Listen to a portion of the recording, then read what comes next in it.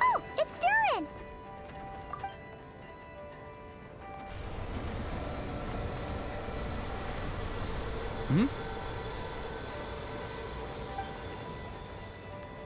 Traveler in Paimon? I'm sorry. I hope I didn't scare you.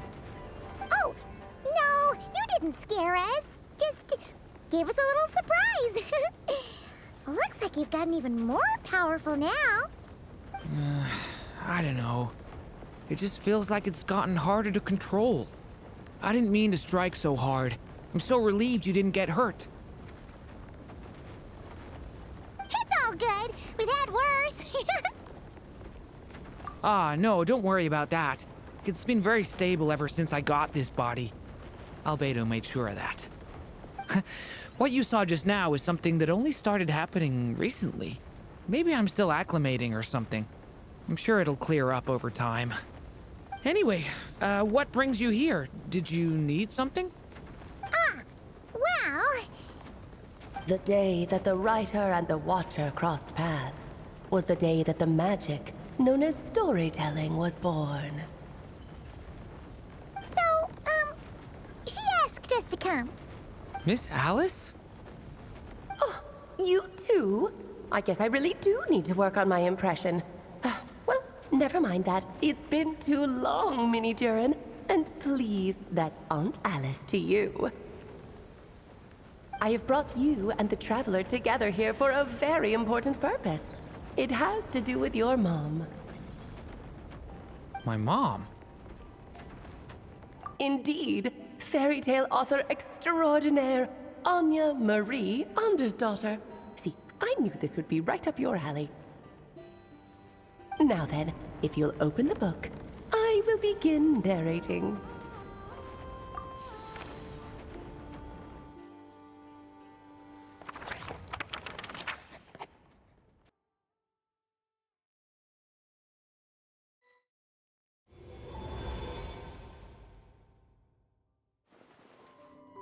Whoa! What is this place? It reminds Paimon of Simulanka. The two are indeed similar. Both worlds were built using the same magic, after all.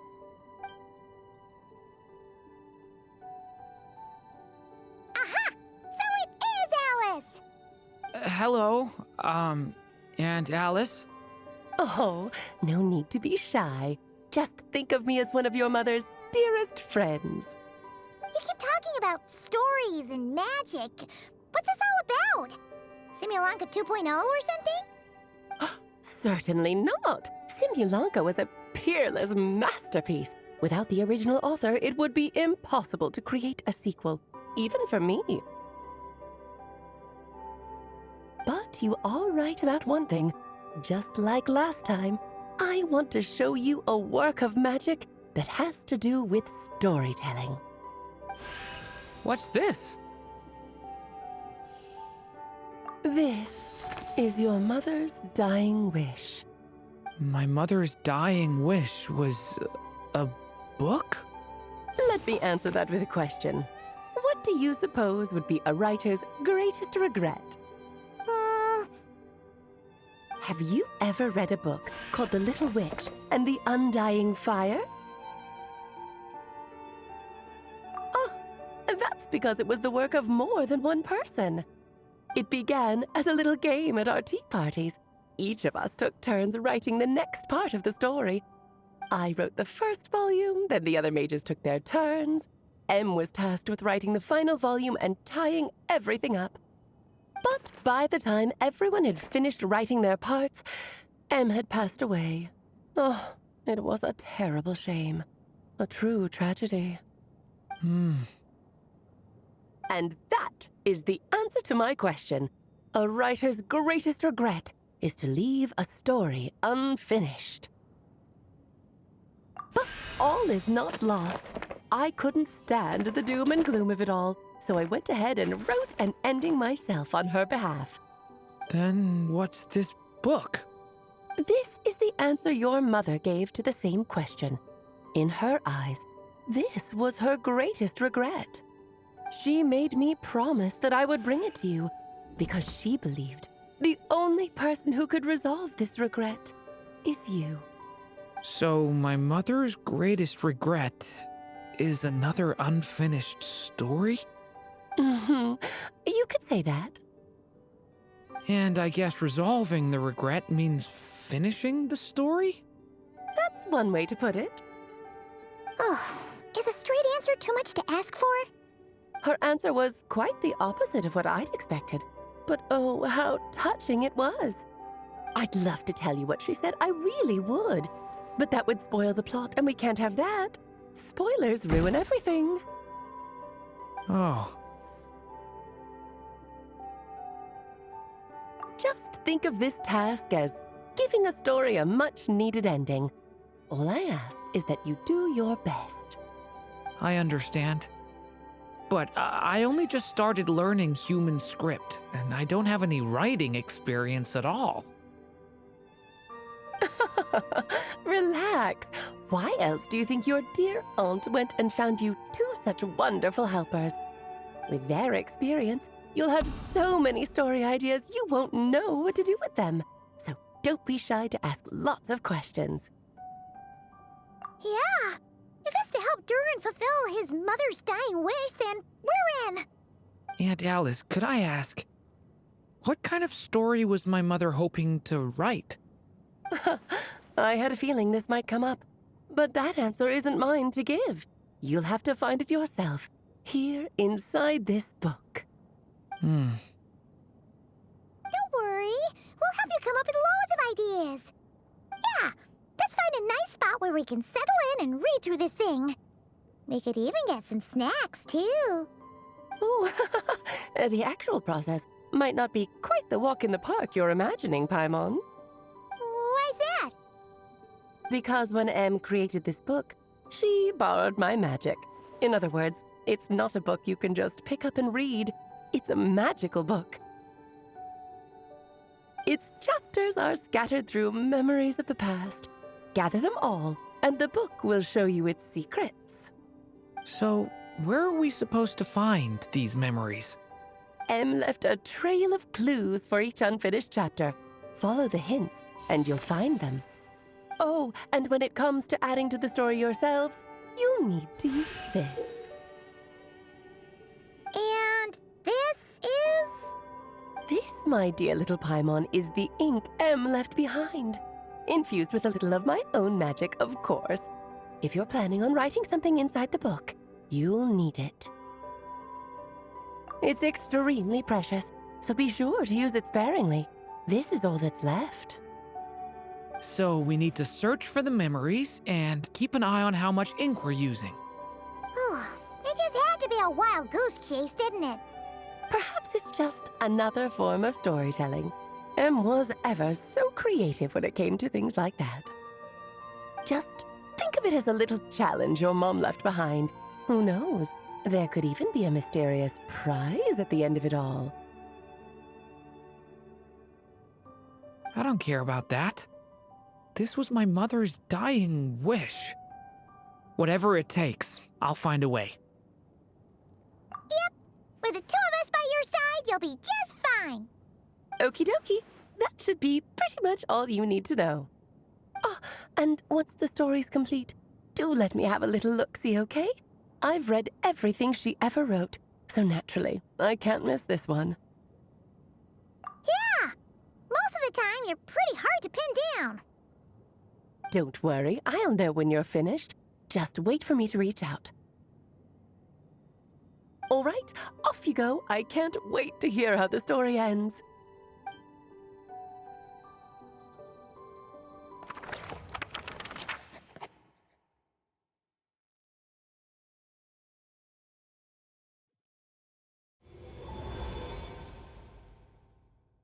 Oh, here we are again. Alice's magic really is incredible, huh? Right. Alice mentioned we should be on the lookout for clues. Huh? A corner of repose for countless tales, watched over by the honor of knights. A place for stories to sleep, perchance to dream of ancient cities and the epics of ages past. There, a witch once spent a sleepless night, and all to bring forth a story yet untold. Find the place I speak of, for it is where the seeds of this story lie. Was that a riddle? Where do you think this mysterious place could be? Hey, you might actually be onto something. Guess that means we need to head back to Mondstadt? I had a feeling that's where we would be headed. After all, it's where my mother was from, and I bet it's where she wrote this story, too. Yeah, that makes sense. Still, I feel bad about dragging the two of you along on such a long journey. Don't worry about it. We don't really have much going on right now, so we're all yours. Come on, let's go!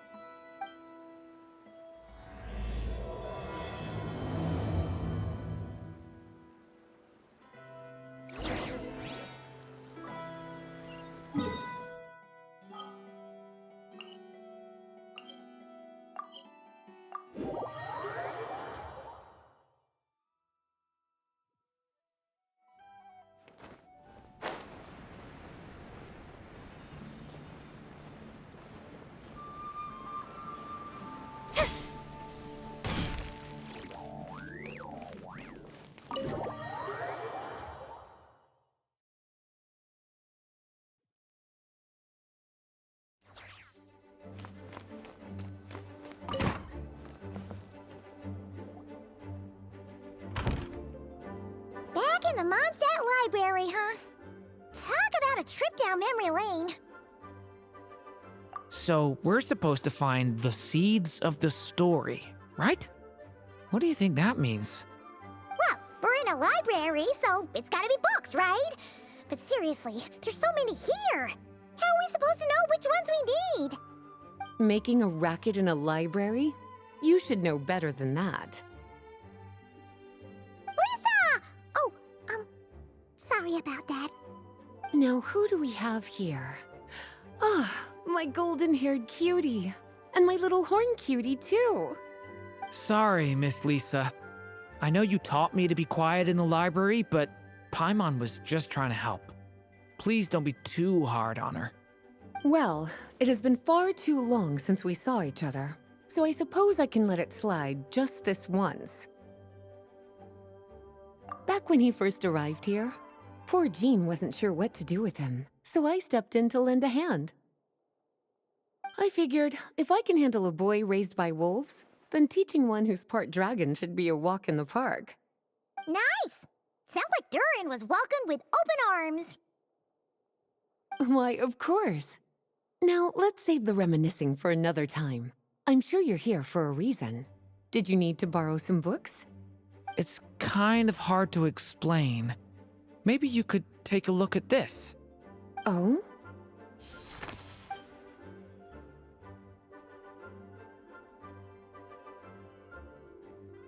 Ah, I see. These so-called seeds of the story must be the books that inspired its creation. That's just how it is with stories. They grow out of the tales that came before them. And that mage, I can almost picture her here, hundreds of years ago, scribbling away at one of these very desks. But we don't know anything about this story. How are we supposed to figure out which books inspired it? As it happens, just before I found you here, I was looking into something rather peculiar. One of the knights reported seeing some books that weren't listed anywhere in our catalog. Stranger still, just as he went to reach out for them, the books vanished into thin air. And then a while later, while he was browsing through other shelves, there they were again. Seriously? That particular knight knows this library inside and out. I'd be very surprised if he was seeing things. Something tells me these might just be the magical books you're after. According to the report, there are 3 of these books in total, I'll be relying on you to track them down, cuties.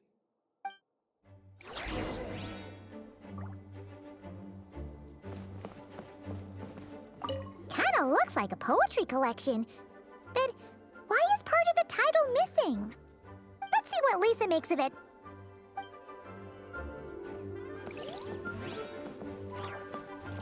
Oh, wait! Did Klee write this one? Should this even be here? We better show it to Lisa.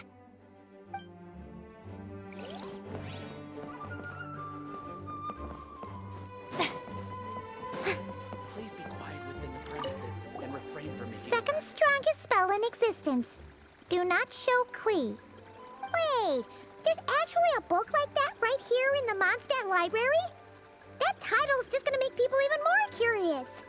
Huh. There's definitely something fishy about this one.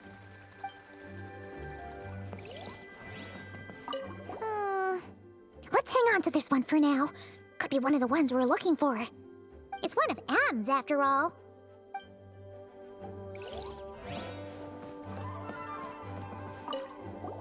An experiment log. Looks like part of the title's been erased. There's something seriously suspicious about this book.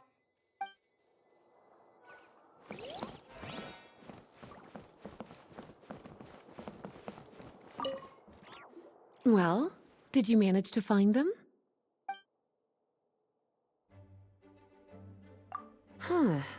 This book definitely doesn't belong here. Yeah, we could tell just from reading the title. Albedo was the one who brought it in.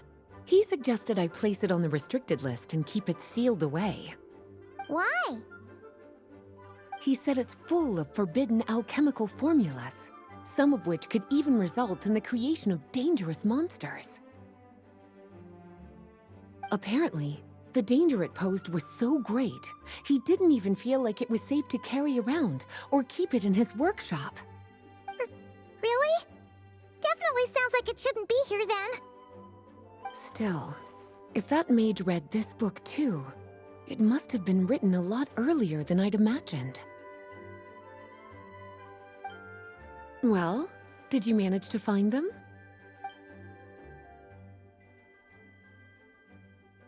Truly extraordinary, and certainly not the kind of thing that should be just lying around. In fact, Miss Alice gave strict instructions about it. So, it's some kind of book of spells? Paimon's guessing magic this powerful should be kept a secret. It's true. This book does contain one of Miss Alice's spells. But honestly, virtually no one could actually pull it off, even if they tried. The only reason it's even meant to be in the restricted section is because we can't let Klee get her hands on it. After Klee was born, Miss Alice advised us to seal it away. She even added that little subtitle herself. So, it's to keep it away from Klee, huh? Does that mean she could use it to cause even more mayhem than she already does with Jumpy Dumpty? No, that's not it. As Miss Alice herself put it, letting Klee see it too early would spoil the surprise. Well, did you manage to find them? Yes, this is a restricted book, all right. It certainly isn't supposed to be here. Huh. But it looks like a regular poetry collection. How did it end up being classified as a restricted book? The issue lies with one of the poems inside.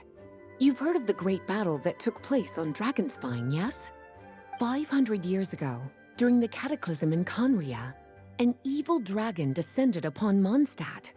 A fierce battle with Dvalin ensued, but in the end, the evil dragon fell, and Dragonspine became its resting place. You're talking about Durin, the Durin of Dragonspine.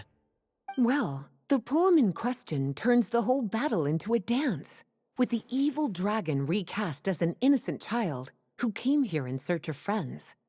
But given all the suffering experienced at the claws of that dragon, how could the people of Mondstadt accept such a retelling? Bards are often accused of inventing history or distorting the truth in their ballads, but this one hit a bit too close to home. And since the knights back then were unable to track down the author, they decided to ban the entire collection. blot out the title, and seal it away for good. So the version in the poem, it was all a lie? I'm afraid that question is something only the dragon himself could answer. Well, would you look at that? Seems like these are the little troublemakers you're after. And all three just so happen to be forbidden texts. What kind of story requires reference material like that, I wonder? Forbidden texts? You know, the first time you mentioned that the library had a restricted section, I thought you were just trying to scare us. Are you saying it actually exists? Not really something you should be poking your little nose into, is it, cutie? Sorry. Seeing as it was Miss Alice who asked you to look for these books, I won't question the matter. But they'll need to be sealed away again once you're done, so don't forget to return them. Don't worry, Miss Lisa. I won't forget. Well then, that's all from me. After all that hard work, I think I've earned myself a nice cup of tea. All right, we've gathered all the reference books. What's next?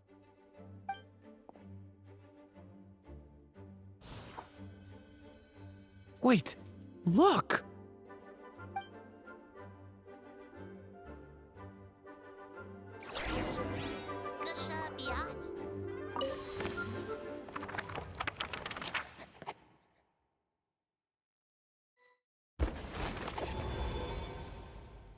Long, long ago, an evil dragon descended upon the human world, bringing terrible calamity in its wake.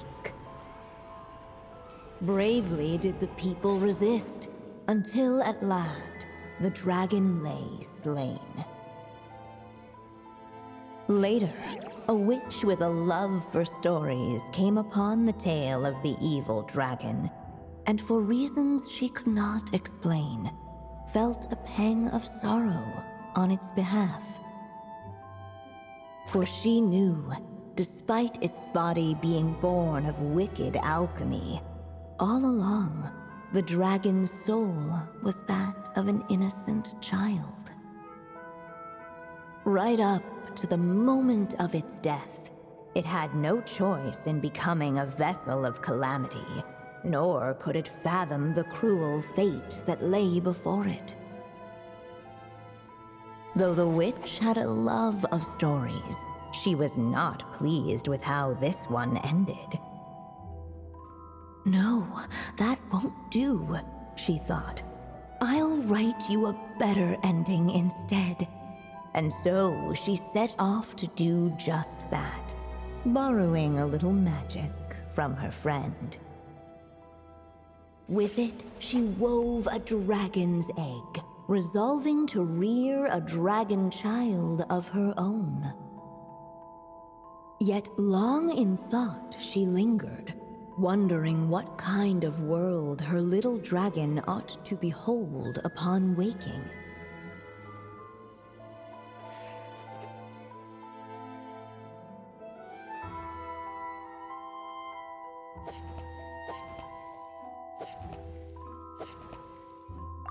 At last, she made her mind up, adorning the cradle with a wisp of woodland air. Then, she quietly waited for the egg to hatch.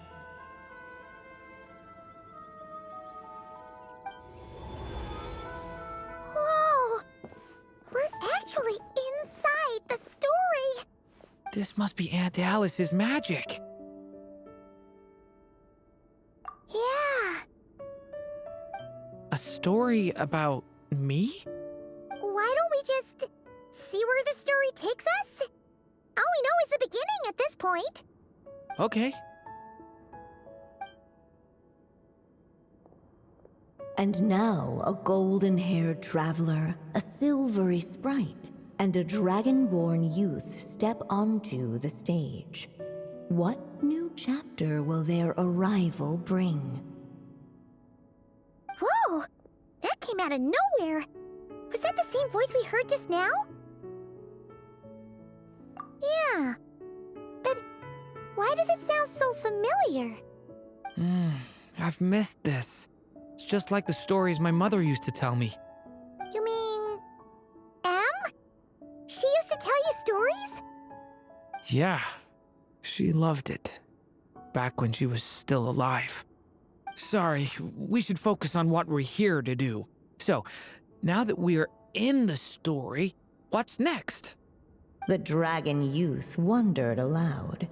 Yet all he could do was wait for the story to unfold.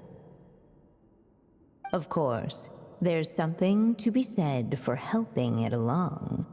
Perhaps a little exploration could prove fruitful. Oh! Is that a hint? Yeah, I agree.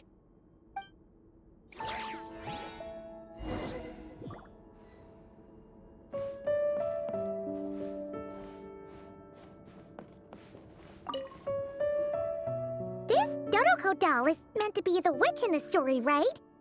Wait a second. All the people we've seen that look like that turned out to be mages from the Hexen Circle. Do you think the witch in this story is one of them too? My mother had a hat just like this. Then, the witch must be Em. Looks like this story really is about Durin, huh? Whether the sprite spoke true or not, it had little bearing on the story at hand. For in that moment, what mattered most was not that she was a witch, but a mother waiting for her child to hatch. Let's keep looking.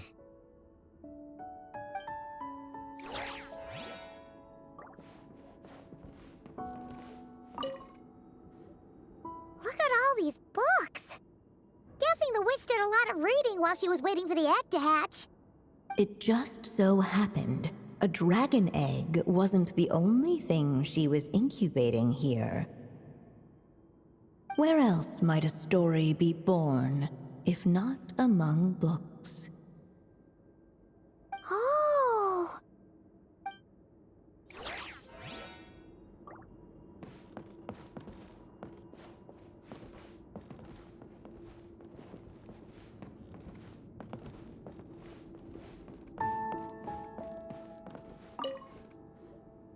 Look at all these books! It just so happened. Where else? Oh!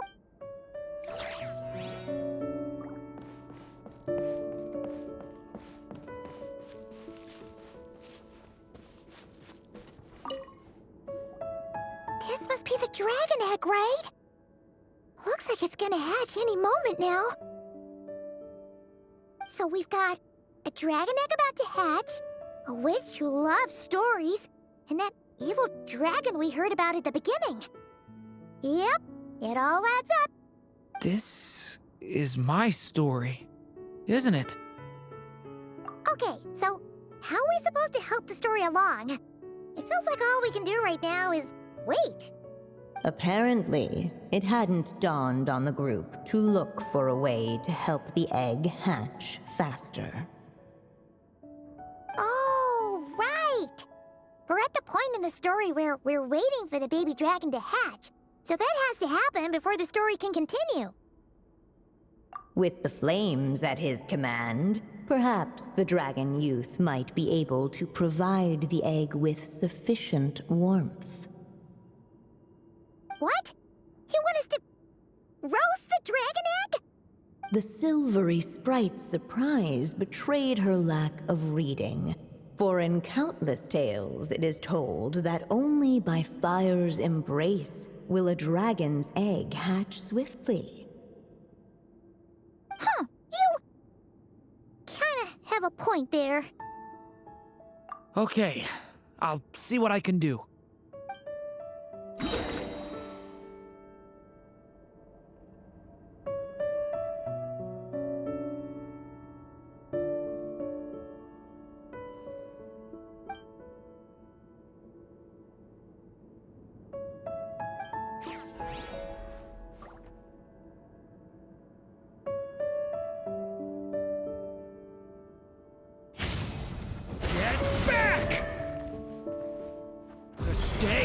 away from me!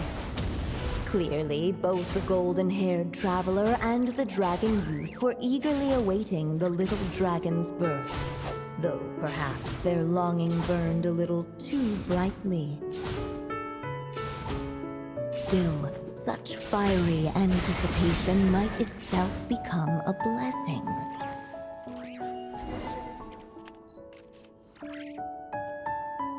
At last, under the witch's expectant gaze, the little dragon broke free from its shell. No living being has ever decided the moment of its birth. You were no exception, my child. I brought you into being because I willed it so, just like the witch who created that evil dragon. But I promise you this. Your birth was wanted. You are loved, and you will have a different fate than the dragon that came before you. You've never told me those things before, but for some reason, I always knew. Thank you for bringing me into this world.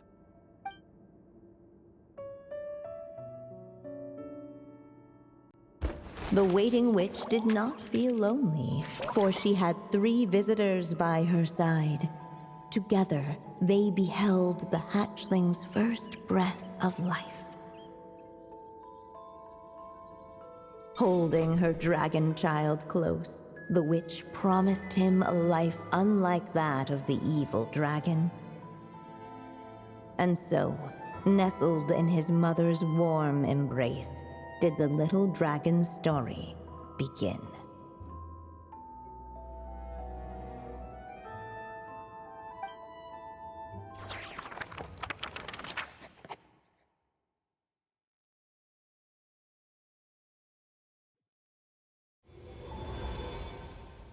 Wait, isn't this Mondstadt?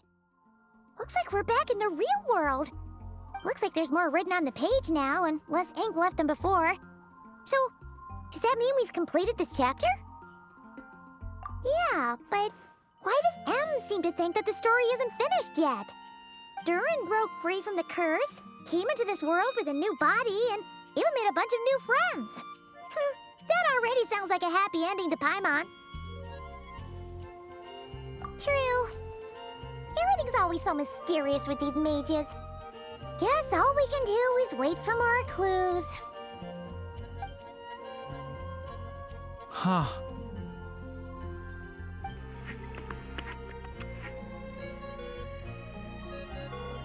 Is this thing on? All right, that should do it. Hey, that's Alice's voice. Hello there, children. If you're hearing this, you've stumbled upon the little recording I left for you. I thought you could use a few hints about how the book works. By now, I'm guessing you've already begun to leave your mark on the story. You should know, however, that the book needs time to absorb the ink, so the next chapter's clues won't show up right away. Wait, so even magic ink needs time to dry? The good news is, you can return to any chapter you've already completed and continue to explore the mystical, magical storybook world you helped create. Have fun, dearies. Toodles! Oh, man. Paimon was so ready to knock this out in one go. Maybe it's for the best. Sooner or later, we'll end up being whisked off to another world again, and if that happens, who knows when we'll be able to come back. So it might be good to take a break while we can. A break. Yeah! Paimon has a sudden craving for the good hunter's sticky honey roast. And we happen to be in Mondstadt, so... So let's meet up here later. I need to find Miss Lisa to return those books anyway.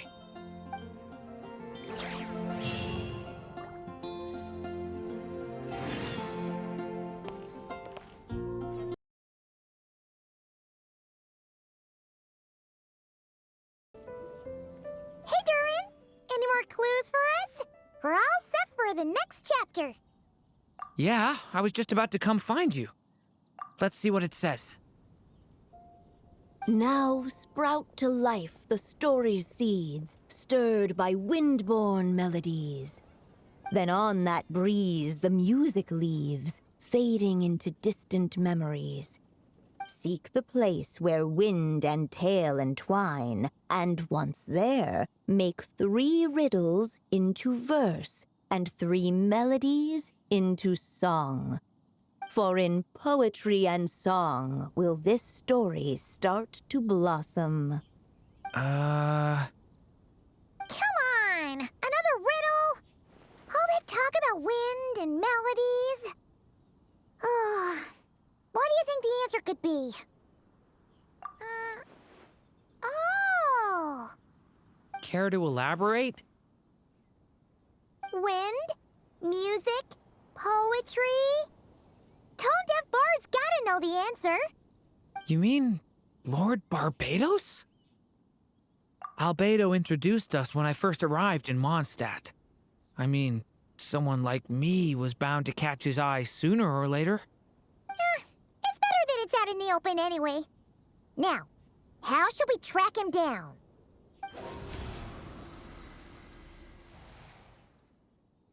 I'm pretty sure he's already caught wind of what's going on here. Why don't we just see where the wind takes us? Right. He definitely makes it easy to forget he's a real god sometimes.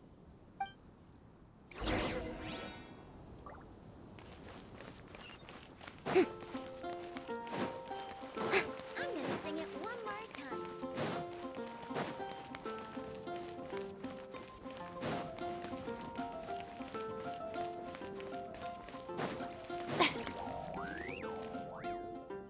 Traveler, Paimon! What a sight for sore eyes!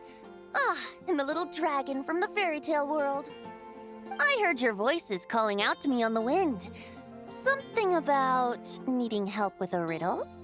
Sorry to disturb you, Lord Barbados. Disturb me? Not at all! To tell you the truth, I'm just as curious about this riddle as you are. Let me take a look.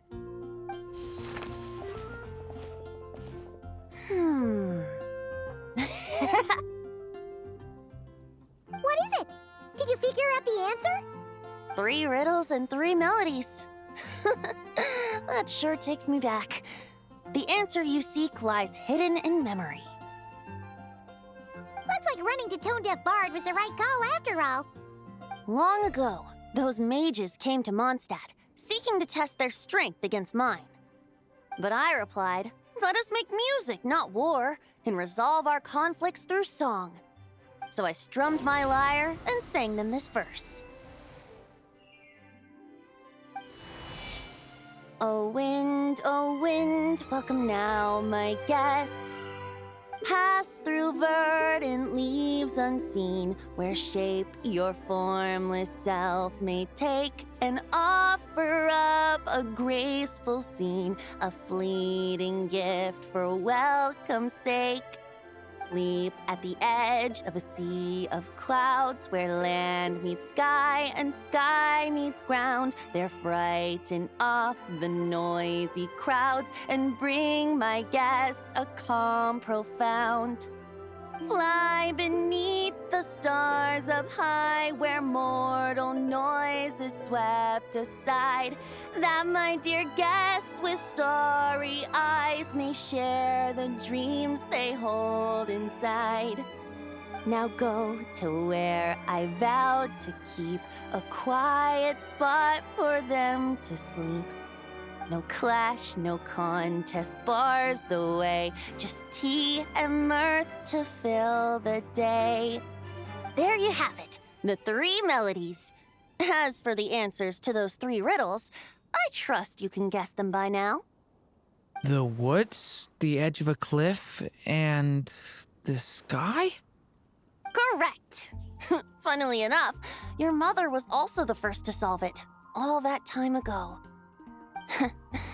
There must be some kind of special rapport between those who write stories and those who sing them. The woods, a cliff, and the sky. Oh! So that's where it is! I suppose the spot that answer points to is where you're headed next. You should know, after solving my riddle, the mages even accepted my proposal and made that location their official meeting spot.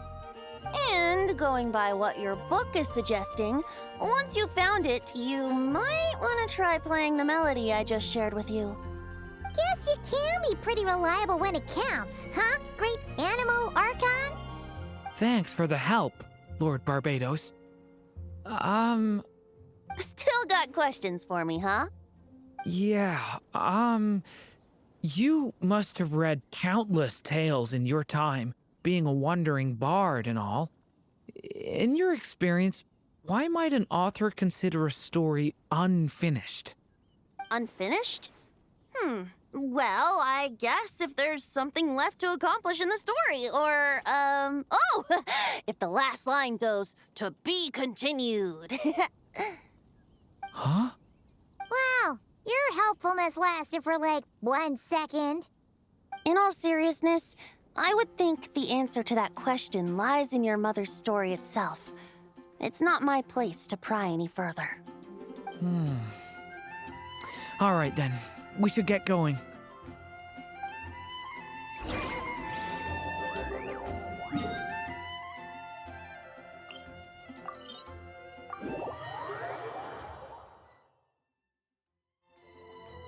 Okay, we're here! Now, we just need to play the 3 melodies, and we should be able to gather the memories for the next chapter, right? A musical performance? Huh. Out of all the things Miss Lisa has taught me, that's the one I'm worst at.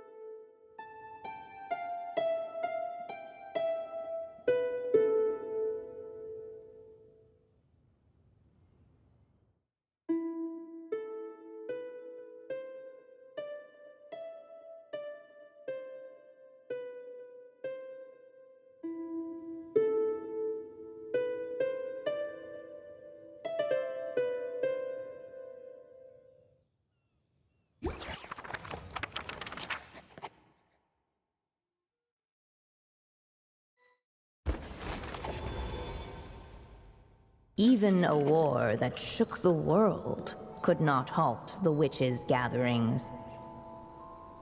Yet even so, with the passing of time, 3 of their teacups no longer came to be set.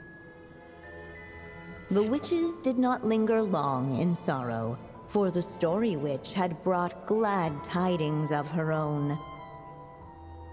Born was her dragon child, safe and sound. Her fellow witches offered up their blessings, eagerly debating how to celebrate the child's birth.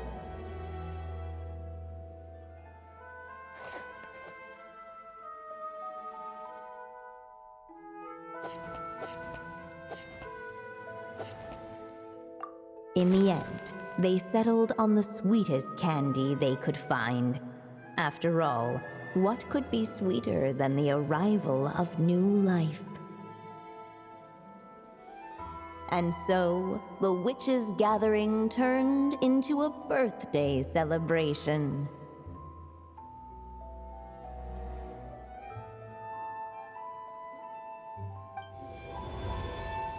So, we're back in the story world, huh?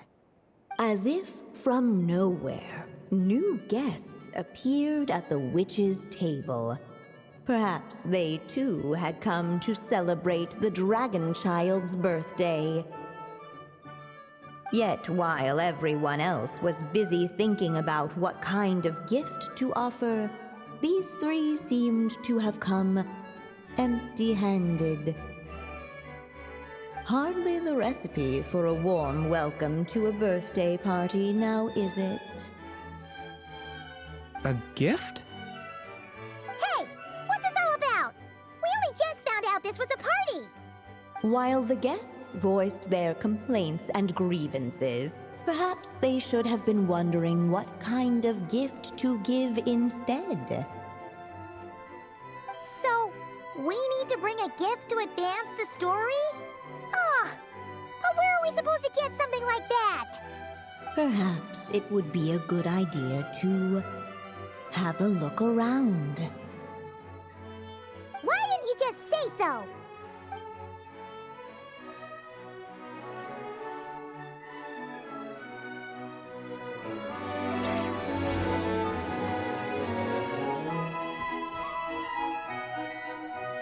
Hey! Could we use these as gifts, maybe? At last, the guests found something to give the dragon child. Guess that's a yes, then. Which one should we go for? Still, the guests wondered, what kind of gift might the little dragon really want? Should they put a warrior's sword in his hand and send him out on an unstoppable quest to save the world? Or perhaps a wandering hero's slingshot and the promise of a life of endless, uncharted adventure? Or maybe even a scholar's tome and the chance to take on all the world's unsolved mysteries. Okay. Wow. That's a lot of pressure all of a sudden. Oh yeah! Technically, we're actually picking a gift for you. So, which one would you prefer? You want me to choose? Wow, this feels kinda special. How come? For as long as I can remember, I've spent most of my time living in the stories my mother created. I always thought my mother had everything written out for me already, just like the toy figures in Constellation Metropole. What I wanted to do with my own future. That's something I've never really thought about. What did I want back then?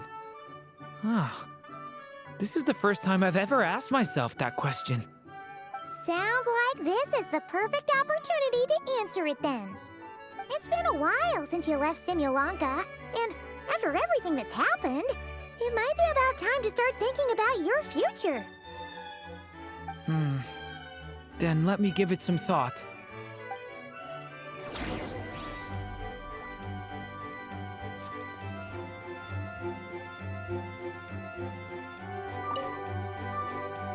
Wait, this pen! What the guests saw before them was none other than the witch's pen, the source of countless moving tales. So, this is M's pen? The one she used to write the story of Simulanka? You must know it well, Durin. Honestly, the thing I remember most is how often I woke up to the sound of it scribbling away. In the years before my mother passed away, she'd often sit at her desk, writing late into the night. Almost like she was in a race against time to get something completed. Anyway, it belonged to my mother, so we shouldn't mess with it. Let's go see what else there is.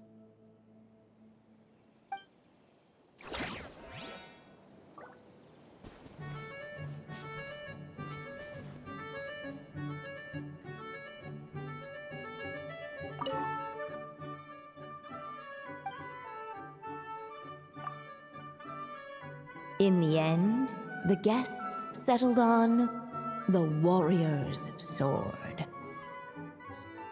So, your dream is to become a warrior? I just really want to be able to keep people safe. If my time in Nodcry taught me anything, it's that a lot of problems in this world can only be settled by strength of arms. As long as I can help people, that's enough for me. Really? But I don't think it's enough.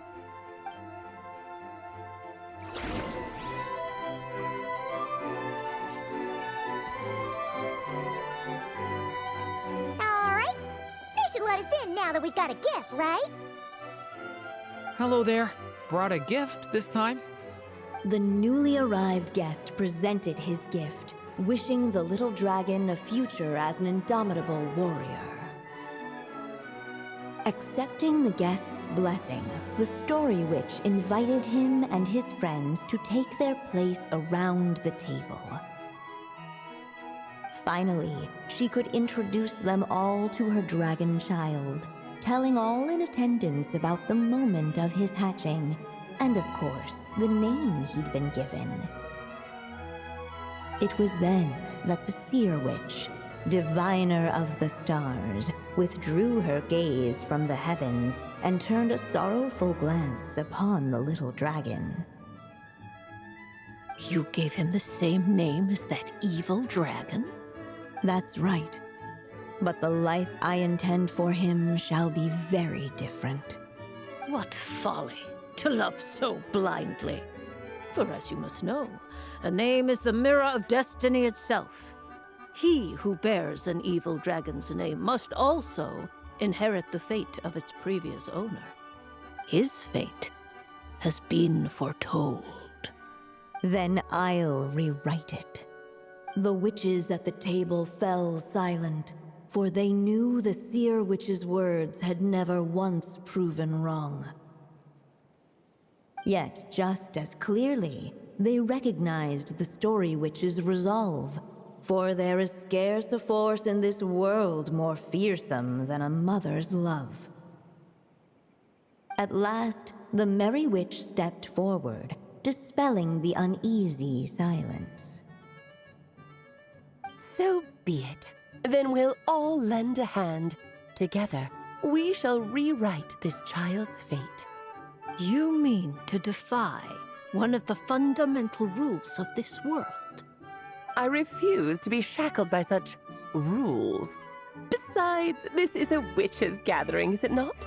What could be more fitting a subject for this occasion than to defy them? Oh? Sounds like an interesting experiment. I suppose, were we to succeed in this endeavor, we might bring a touch of wonder to this otherwise dreary sky of stars. The Merry Witch finally talked them all round, just like she had done many times before.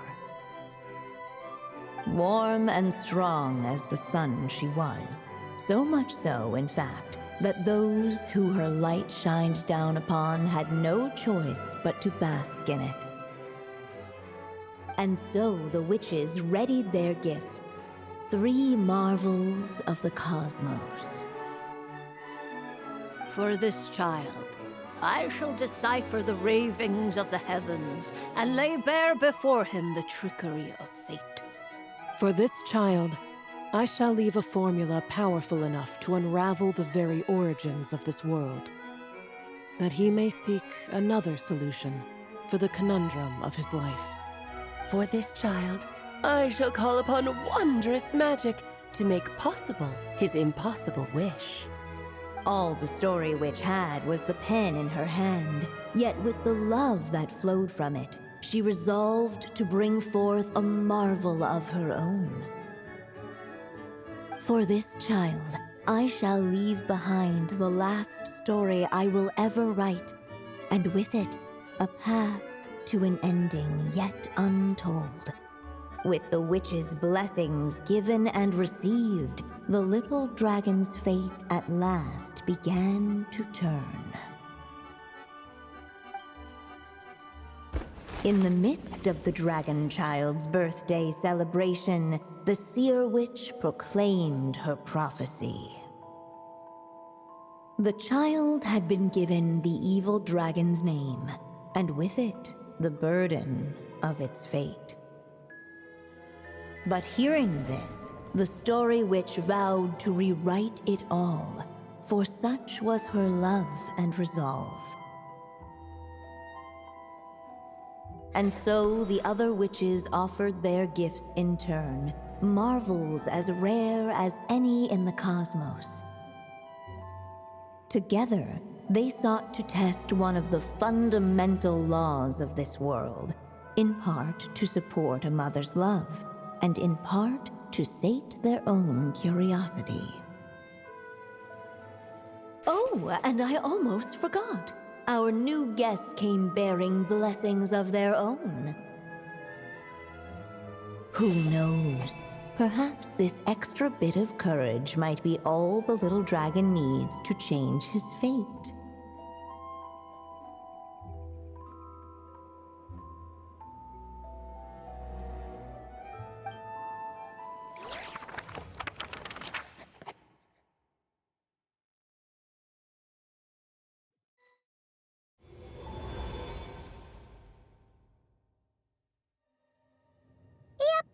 Looks like we've completed this chapter, too.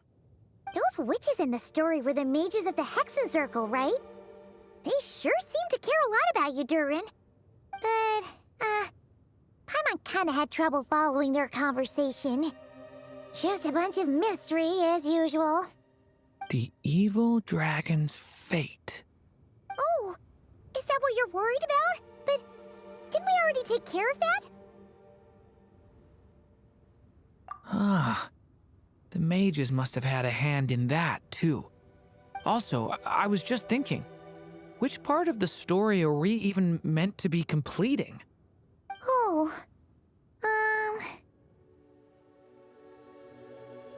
it feels less like we're filling in the gaps and more like we're adding something new altogether. But we use the ink, right? And the book hasn't given us any more clues, so that must mean our task is complete. At least for now. Yeah, I guess we're doing something right.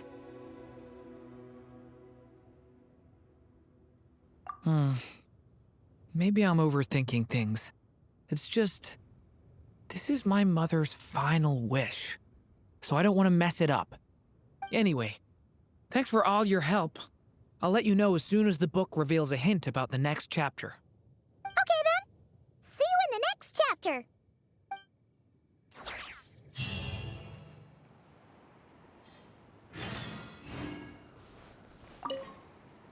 I think I'm gonna stick around, take my time reading through this book. If you feel like jumping back into the story, just come find me.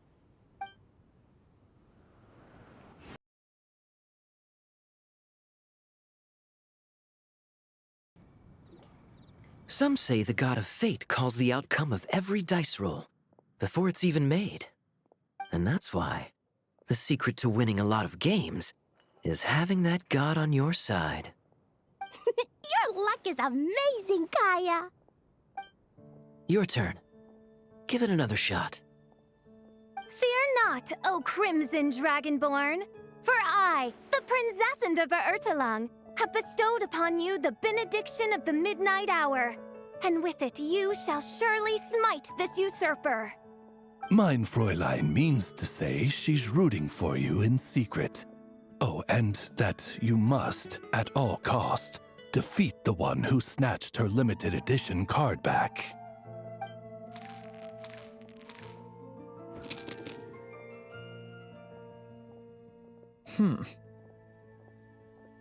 I'm not too sure if that counts as good luck or bad.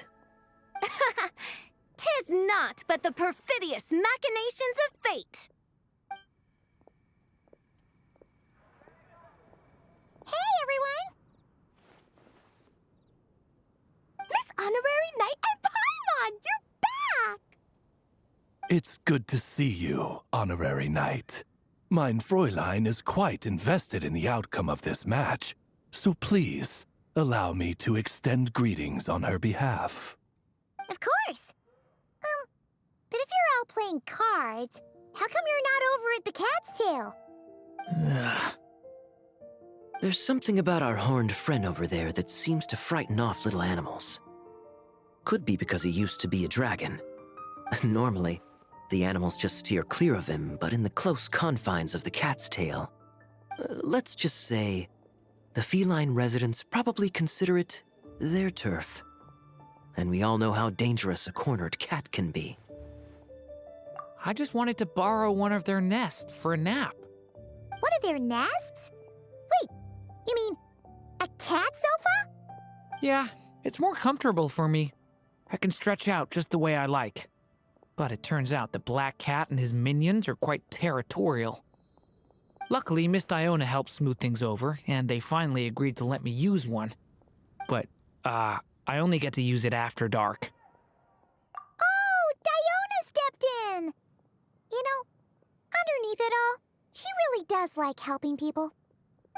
The more likely reason is because Durin won't touch a drop of alcohol. As far as Diona's concerned, that pretty much makes them two peas in a pod. It's a shame, really, considering everything Mondstadt has to offer in that regard. Mondstadt's alcoholic drinks are a bit too much for me to handle right now. But maybe someday. There's no need to force it. Who says you have to drink just because you're in Mondstadt? Yeah, it's just... I'd really like to make some more friends, so I need to learn how humans socialize. I guess alcohol is usually involved, though. But that's why I started learning how to play Genius Invocation TCG. It's also a kind of social activity, but it doesn't involve drinking. And I've been lucky enough to receive the guidance of the Prinzessin de Verurteilung herself. Exactly! Who needs alcohol when you can make friends playing card games? Speaking of which, need any tips from the master over here? You'll wipe the floor with that opponent of yours. Paimon guarantees it. Unfortunately, with the luck he's having, not even that legendary card master from Sumeru could turn things around at this point. Yeah, that last roll wasn't great. But who knows? Maybe you'll have better luck next time? He keeps getting the exact same roll over and over. This is the third time already. If there really is a god of fate, they could have cut this kid a bit of slack. Like, I don't know, make it possible for him to roll at least one other side of the dice? I think I've lost. Must even a dragonborn, sanctified by the power of benediction, succumb to fate's insidious snares? Don't be sad, Durin. You'll definitely win the next round. You can even borrow Dodoko if you want. Mom says she brings good luck. Thanks, Klee, but there's something more important I need to take care of now. Oh, okay. So, the book's given us another hint, right? Yep, and I think I've guessed where we're headed this time. Come on, follow me.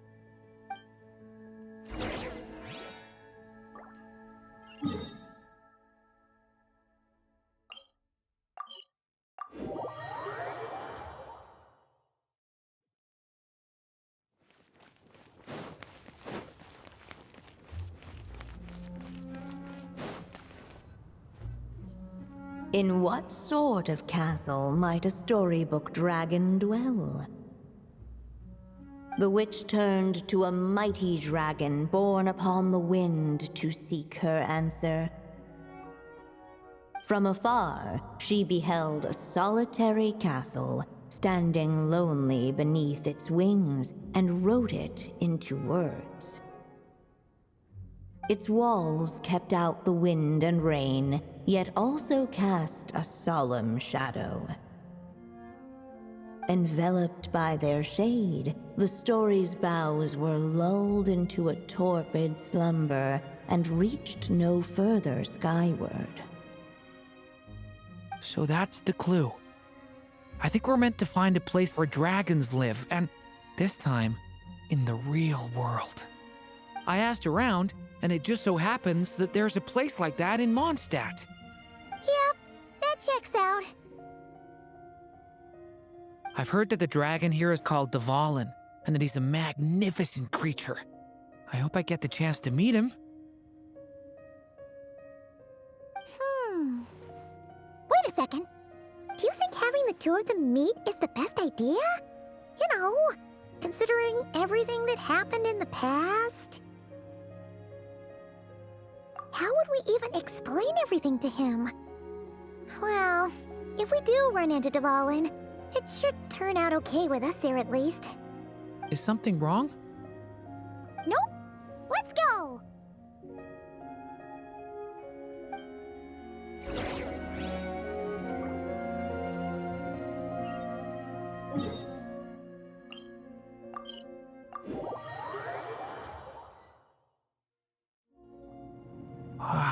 So, this is where Dvalin lives?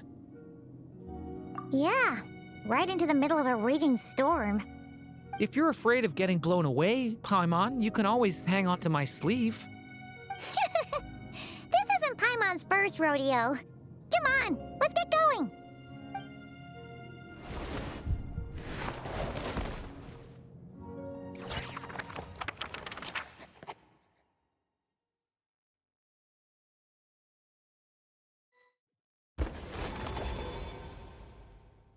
The little dragon grew with each passing day, and the story witch, who loved him dearly, built him a big, beautiful castle. Yet in the end, she herself succumbed to time's merciless march, setting forth on a journey to a place beyond even the stars. All of a sudden, the little dragon found himself alone. He tried leaving the castle to make some new friends. But already, he had grown the claws and scales of an evil dragon, just as the prophecy had foretold. Afraid he might hurt someone, the gentle little dragon hid within the castle his mother had built, and came forth no more.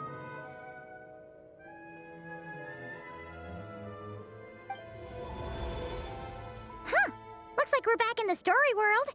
And from the sounds of it, this chapter must be about Simulanka, right? Yeah, like the fairy from the Forest of Blessings, the king of Constellation Metropole, that cat lady who turns into a box. Ah, yep. That will be Nilu, Navia, and Kirara. Oh, and there's Hat Guy, too.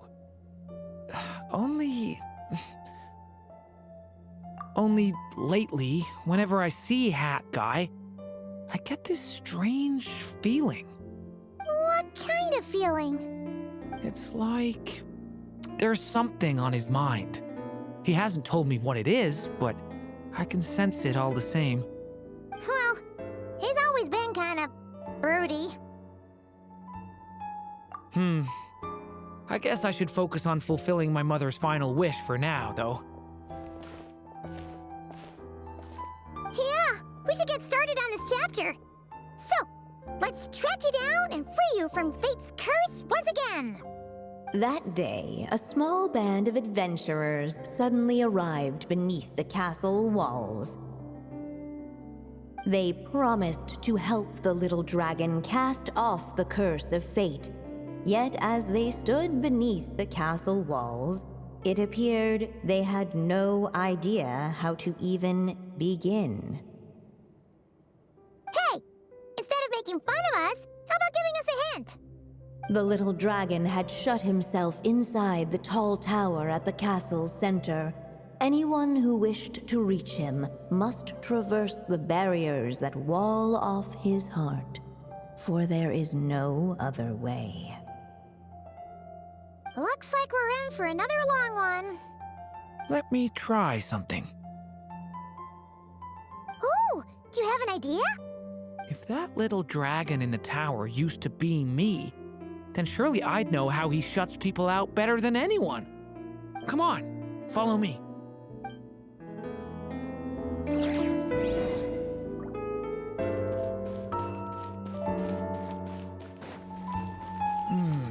That telescope.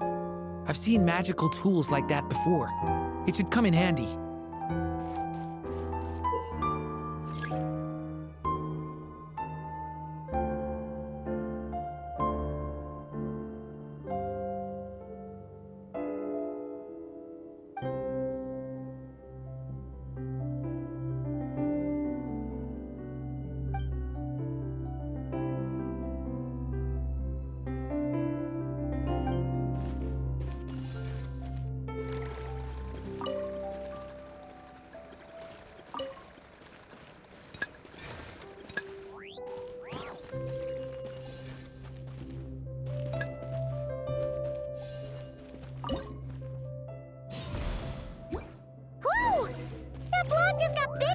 We can get past the obstacles ahead by using these blocks to jump upwards.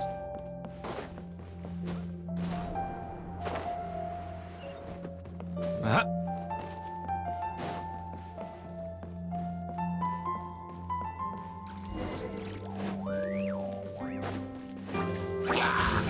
out!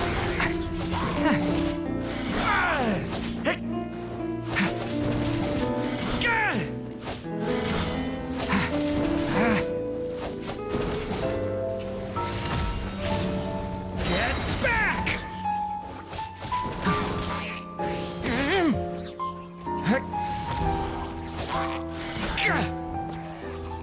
The abyss is burning shadow!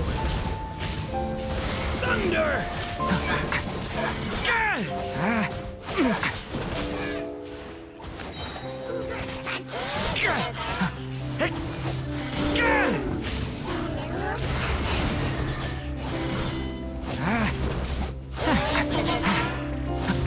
Element for the end! This place is like a maze. How are we supposed to get through? We'll just have to check each spot.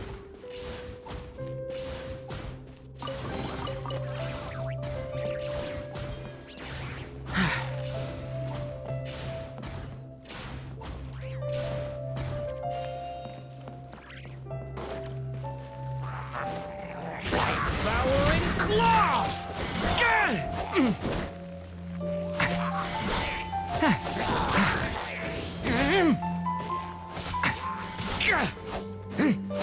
Leave it to me!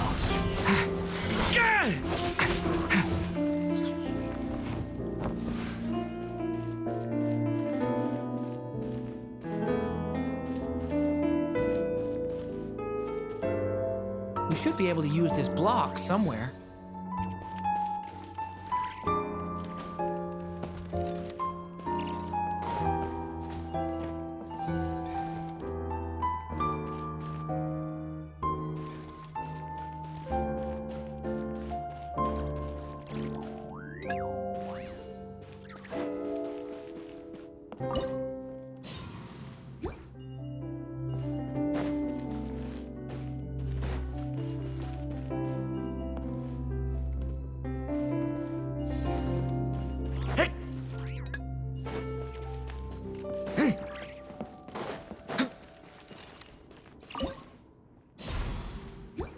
Still not enough. Guess we'll...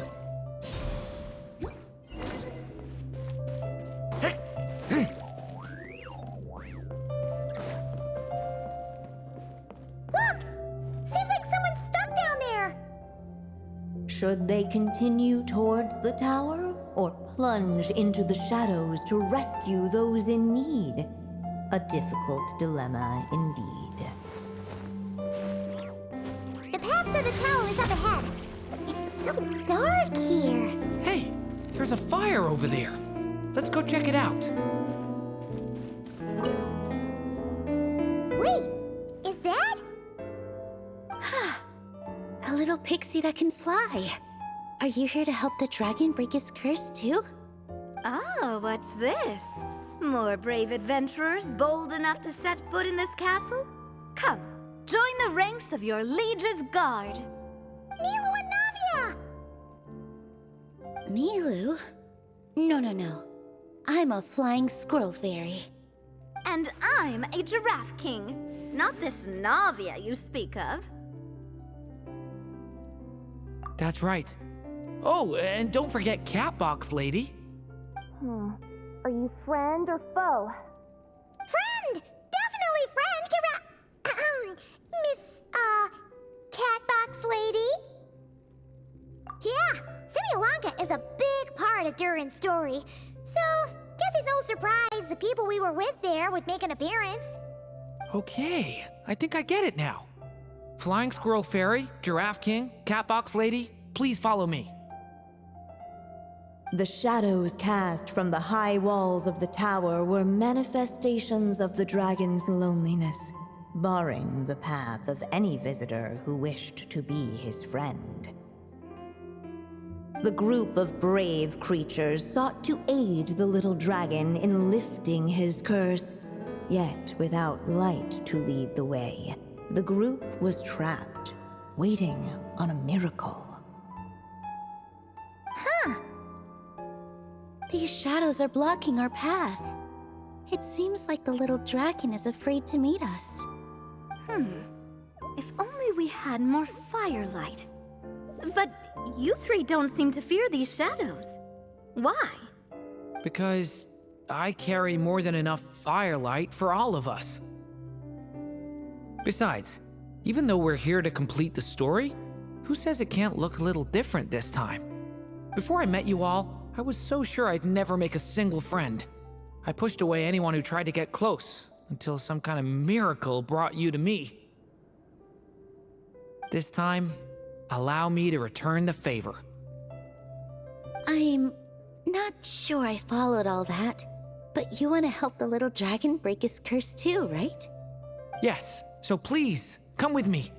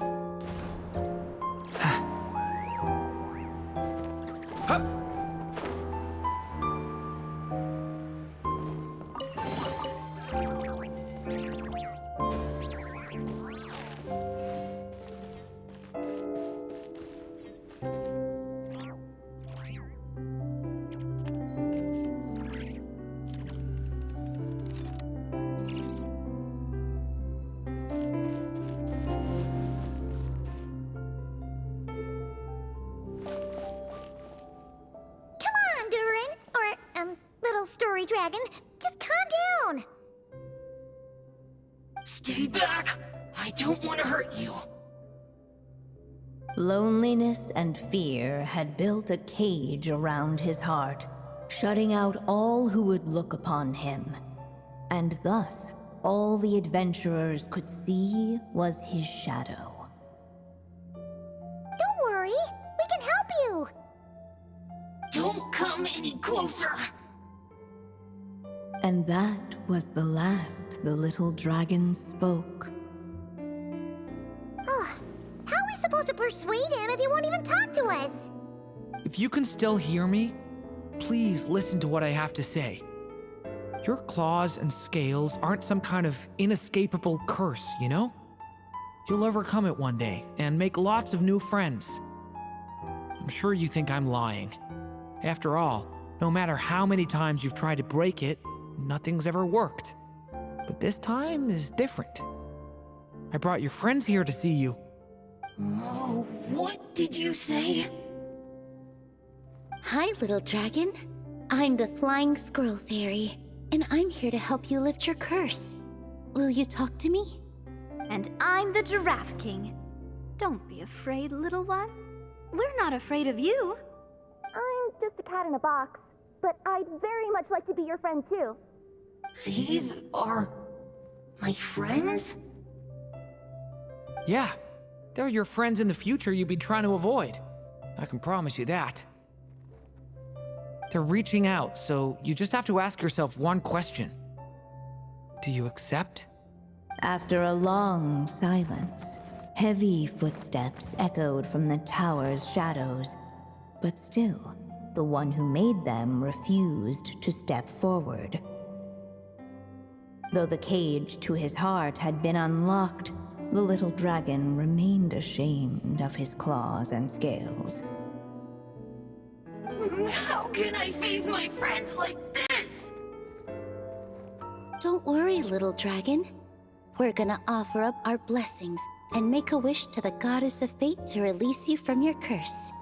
Yeah, just like last time. Make a wish? To the goddess of fate? At that moment, the merry witch made her entrance. Hello, little one. Don't be afraid. With the blessings of your friends, your wish shall be granted. Alice? Wait, you're the Merry Witch from the story? Correct. It is I, the Merry Witch, creator goddess of this realm. And it just so happens the goddess of fate is none other than my dear friend, the Story Witch. I'm here to make good on my promise to lend her my second strongest spell. With this spell, she'll have the power to create an entire world. So naturally, granting your wish won't be a problem. Provided, of course, you receive your friend's blessings. But before we proceed, I must check something on her behalf. Little dragon, do you accept this blessing? I want to be your friend. So if you're offering, then yes, I would love to have your blessings. Were it not for the adventurer's blessings, this tale might have ended long ago. Thanks to them, another ending was now possible. Yet in that moment, they did not know if this blessing was truly a gift or just another trial in disguise. What? You didn't say a word when we actually needed a clue, but now at a critical moment like this, you turn up and start playing mind games? Another trial. Huh, that actually sounds about right. Be it the fictional problems of Simulanka or unavoidable conflicts in the real world, if you think about it, that's what they've been all along. But if it wasn't for those trials, I never would have met any of you. So, despite all that, I'd still like to give my blessings. That's the spirit! Come on, Durin! Let's help you make your wish come true again! On behalf of both my past and present selves, thank you, my friends. Fortunately, a brave band of adventurers heard tell of the little dragon's story. Determined to lift his curse, they fought their way through countless trials. To help him, they offered up their blessings and made a wish to the goddess of fate. At last, their wish was granted. Shaking off his scales, the little dragon stepped out of the tower's gloom. But his time in the world beyond the castle would soon teach him this gift would bring blessings and trials of its own. And as far as the little dragon was concerned, the tricks of fate had just begun.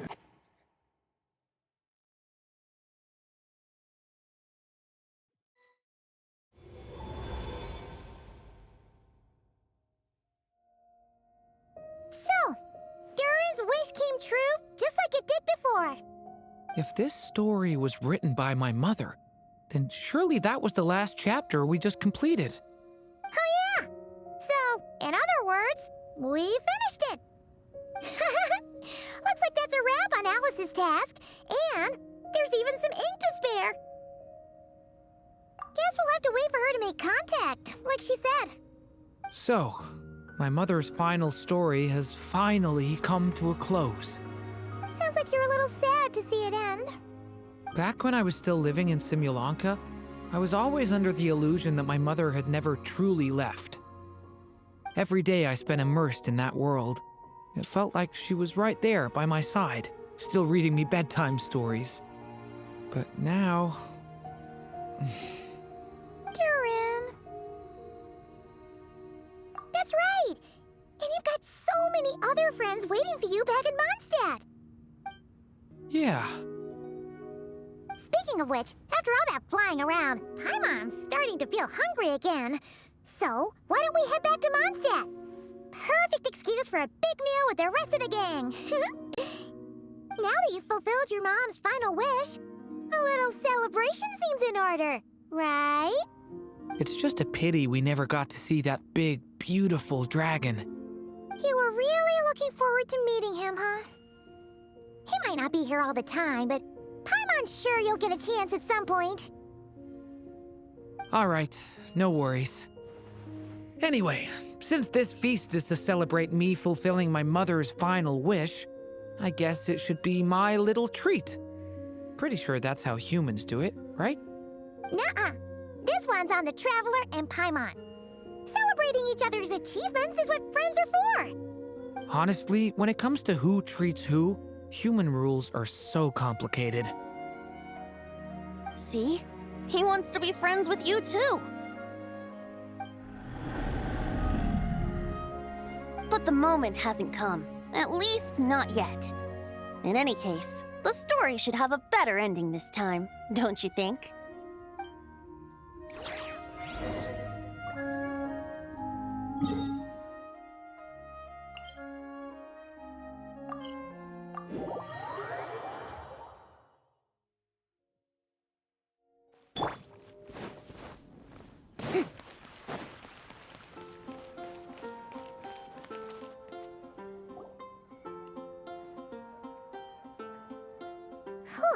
Feels like we were gone for ages. Hopefully, everyone's still here. So, your adventure was a success, huh? Want to grab a drink to celebrate? Absolutely not. No booze allowed. This honorary knight, Durin! I want to hear all about your big adventure.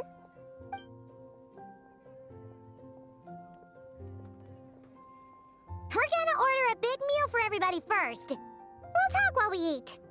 Yippee! Excuse me.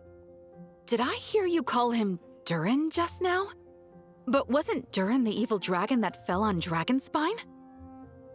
Come on, miss! This Durin isn't that evil dragon from Dragonspine. Albedo said... well... It was kinda confusing. But anyway, it's super cool. Oh, is this your first time meeting him, Marjorie? No wonder you're getting him confused. Still, even if you hadn't met him yet, shouldn't you have heard about him at the very least? At this point, pretty much the whole city has.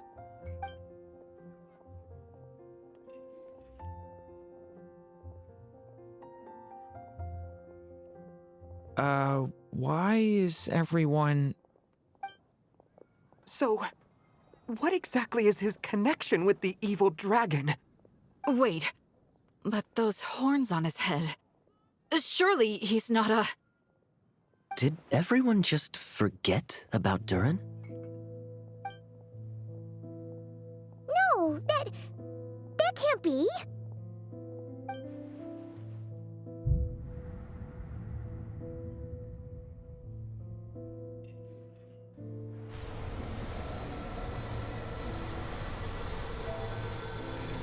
The tricks of fate had just begun.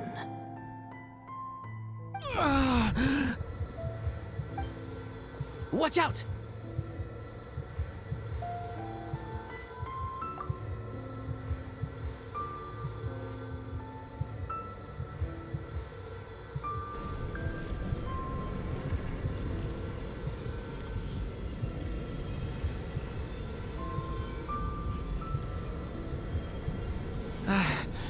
No one got hurt. Did they? Durin! Durin!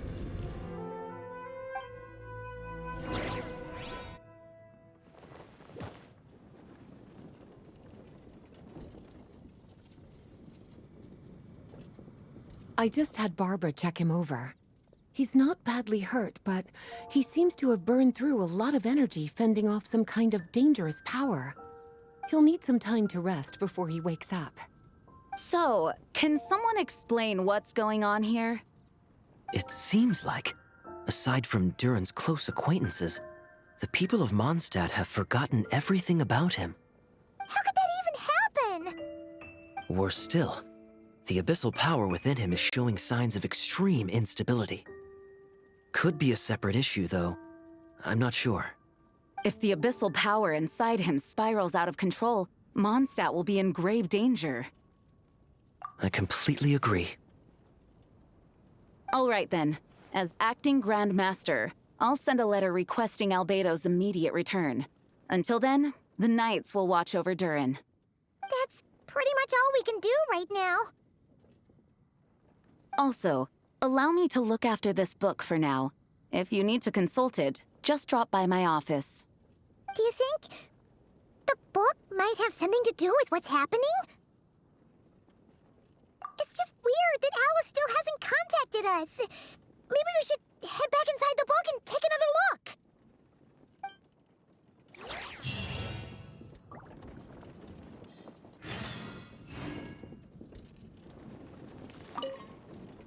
No need to worry. He's stable for now.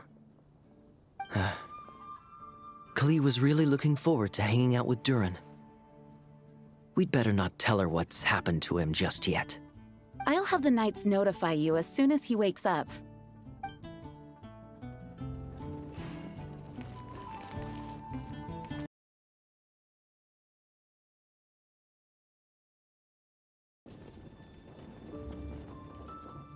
Jean!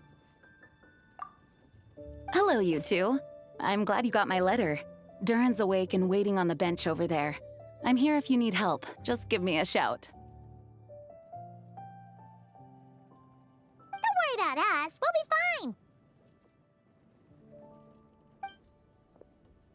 Oh, hey, you two. I just remembered what happened right before I passed out. Thanks for holding me back. I shudder to think what might have happened if you hadn't. I'm fine now. It's just... a lot of people seem to have forgotten me. Don't worry. We'll figure out a way to fix this. Why don't you start by telling us what happened? It felt so strange. After I realized no one recognized me anymore, I suddenly felt like I'd completely lost contact with my body. Abyssal power lies sealed within this body I inhabit. So when I lost my connection to it, I lost control of that power too. It wasn't until I heard everyone calling my name that I was able to reconnect with my body. You lost contact with your body? Does that mean there's something wrong with it? Sounds like we need Albedo more than ever. I don't think the problem lies in Albedo's alchemy. Huh. But then, why are people forgetting you? Guess that's what we need to figure out. That means we need Alice for sure. But it's been ages and she still hasn't been in contact. Now would be a really good time for a hint. How could the story's budding branches even hope to reach beyond the towering walls? Leaving the castle, the witch went off in search of the tallest, grandest tree in the whole world. High up in the canopy of that tree, she sought a resting place, a refuge where the little sapling might take root. Go to that place, for it was there that the sapling felt its first breath of wind. Huh? Was that another clue? Does that mean the story isn't over yet? Leaving the castle. It just occurred to me. If this story is all about my own experiences, then wouldn't what happened after I left Simulanka be part of it too? But how could she possibly know exactly what would happen? And even if she did, how could we know when the story was complete? Yeah. Since we can't reach Alice right now, we'll just have to get to the bottom of this ourselves. But first, we gotta figure out where this riddle wants us to go. The tallest, grandest tree in the whole wide world. Huh. The only place that ever gave me that feeling was the one I ended up in right after leaving Simulanka. They had great coffee there, too. And so many books you'd never run out of things to read. Think about it. Our search in Mondstadt began in a library, right? Well, Sumeru City's got one of those, too. And it's absolutely huge. What do you say? Should we try looking there? Huh. That does kind of make sense. And it's not like Paimon's got a better idea. All right, let's just give Jean and the others a heads up first. Well, it sounds like you've got a plan, so I won't interfere. All I ask is that you stay safe. Albedo won't be back for some time, and until he is, we can't know for sure how dangerous Durin might be in his current state. I'm so sorry about what happened before. Believe me, I'm not blaming you, and neither is anyone else here. If anything, it's the opposite. We're all just worried about you. Worried? About me? Come with me. I want to show you something. As soon as they heard you were awake, they all hurried over to see how you were doing. You all came to see me? A little birdie told me you're working on finishing a storybook. So maybe all those people losing their memories is just a plot twist waiting to be resolved.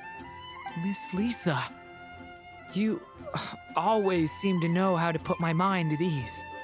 Please, everyone, don't worry about me. When I get back, I'll find a way to complete my mother's story, and the one we started, too. Whew. After the library hunt in Mondstadt, it's not as if Paimon was expecting this to be easy.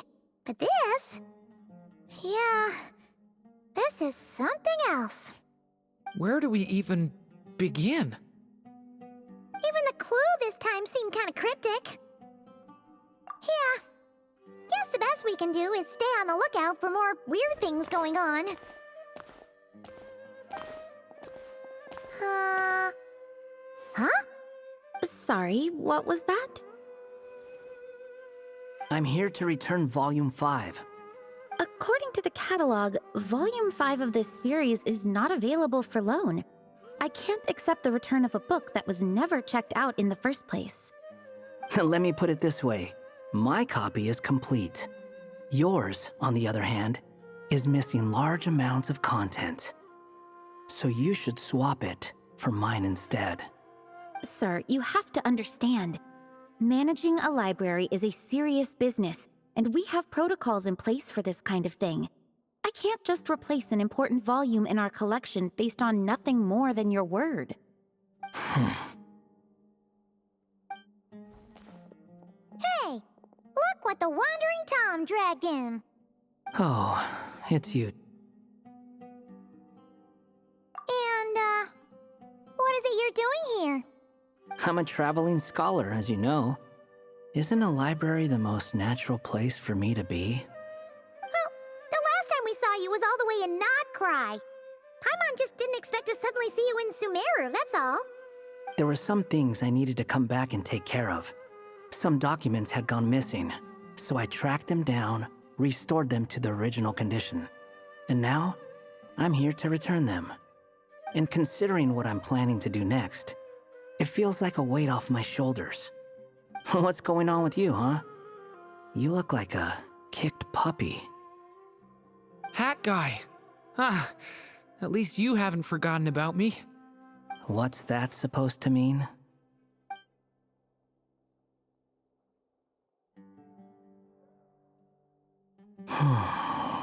So it's been getting worse. Sounds like you know something we don't. After he left Similanka, he spent some time traveling Sumeru with me.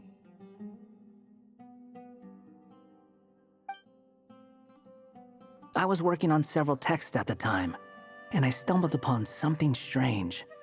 Anytime Durin of Similanka was mentioned, before long, the record would disappear. Which means, all the remaining records on Durin are about the evil dragon that fell on Dragonspine. How did you even discover that? If I remember correctly, Hat Guy loved the time he spent in Similanka so much that he started writing a travel log. That's besides the point. The fact is, you're not affected by the ley lines of this world. I'm sure you can grasp the implications of what that means. His case is different from mine. It's more like the world itself refuses to accept his existence. It started with a few written records, but now, it sounds like it's spread to people who never met him or didn't know him well. At this rate, the whole world might forget him altogether. The whole world? But that includes all my friends in Mondstadt, and even Hat Guy, too. So that's what you've been worried about all this time? Why didn't you just tell me? There are more important questions right now, like figuring out how to fix this. That mage clearly cared a lot about her child. She left that book behind for a reason. If you want answers, isn't that the place to find them? You think that didn't occur to us already? Problem is, we need to find the memory that unlocks the next chapter first. Mind if I take a look? I just want to know what secrets this book is hiding. Besides, I've run into a bit of red tape, so I've got time. Of course. Be my guest. So, the memory we've been looking for was about you all along?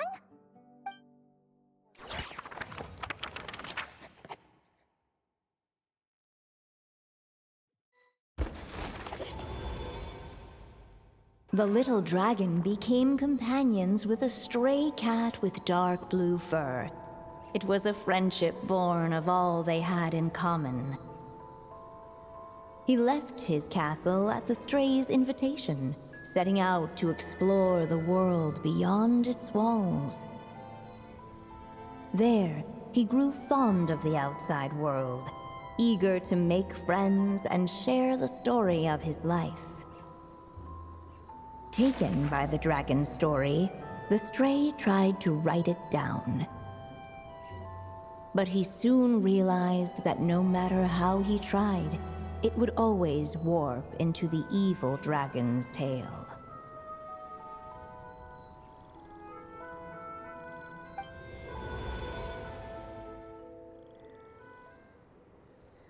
So, this is the world where this chapter takes place? Looks like we're at the top of some kind of gigantic tree. This one must be about what happened to me when I first arrived in Tevat. No wonder the memory that unlocked it was about Hat Guy. Most of my memories from that period were. Hold on. Anyone want to explain how I ended up looking like this? Maybe you've become a character in the story too. You see me as a stray cat? A wandering Tom, to be exact. You should count yourself lucky.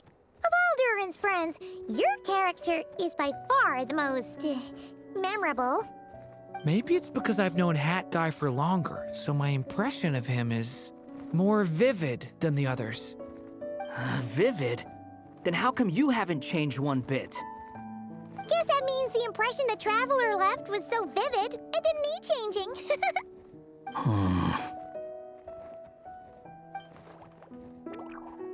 Hello, everyone!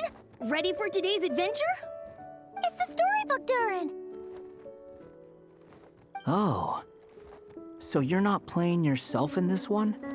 Does that mean the two of you have even more memorable roles to play? Where are we going today, kitty cat? Whatever. Just follow me. Same as always. Okie dokie! Can we chat along the way? If you have something to say, just say it. Was that seriously how the two of you communicated when you first got here? Yep. Anyway, how do we get ourselves out of here? Usually, the narrator gives hints to help us figure out what to do. Speaking of which, about time we got some of those, don't you think? The story's vines had woven themselves together into a giant tree, the boughs of which a little storyless dragon now paced, homeless among its leaves. He had to find a way to leave this place and set off in search of a home of his own. If he stayed, the world would erase him from its memory altogether. To leave this place? But where am I supposed to go? The little dragon felt completely lost. Just like the vines, the road ahead branched off into different directions, twisting and turning before disappearing into the mist. But as luck would have it, a prophetess waited up ahead. Perhaps she might know where each path might take him.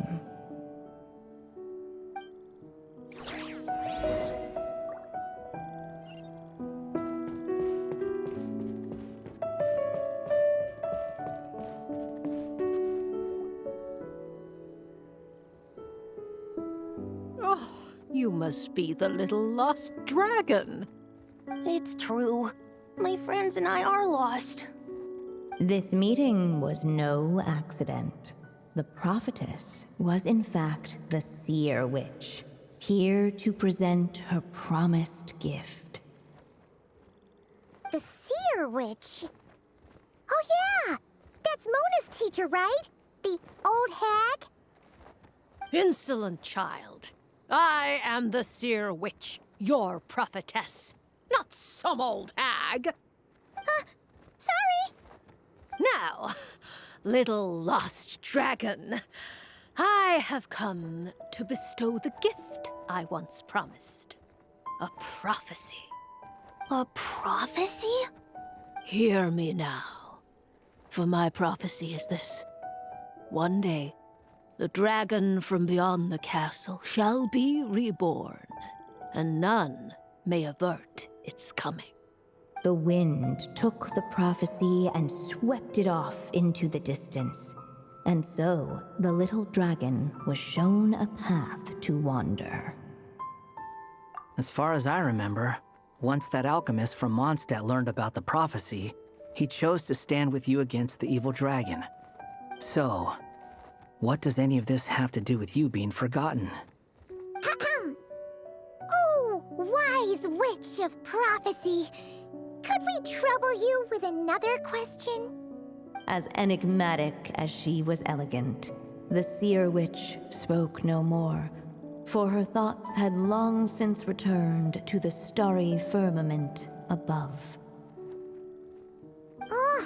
Just when we actually needed her. The seer witch was my mother's friend, so the prophecy she just gave should turn out to be helpful. Well, it's not like we've got better options. But if all we need to do is leave this place, which path should we take? Why don't we take a look around?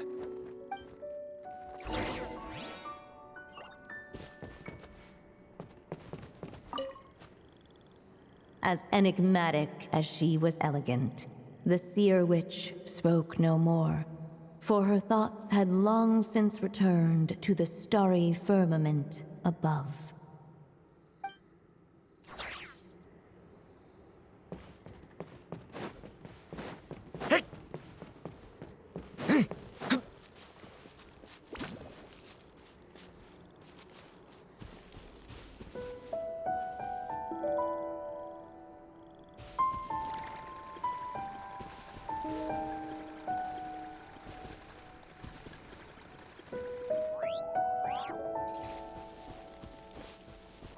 The wind kept blowing, but the little dragon had not yet resolved to follow it.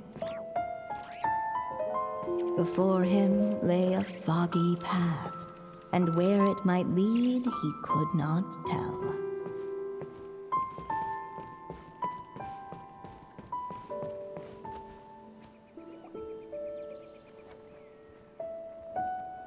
If we go this way, we'll be heading back to Mondstadt just like we planned. Out of all the options so far, this seems like the safest, right? At least we know what happens next.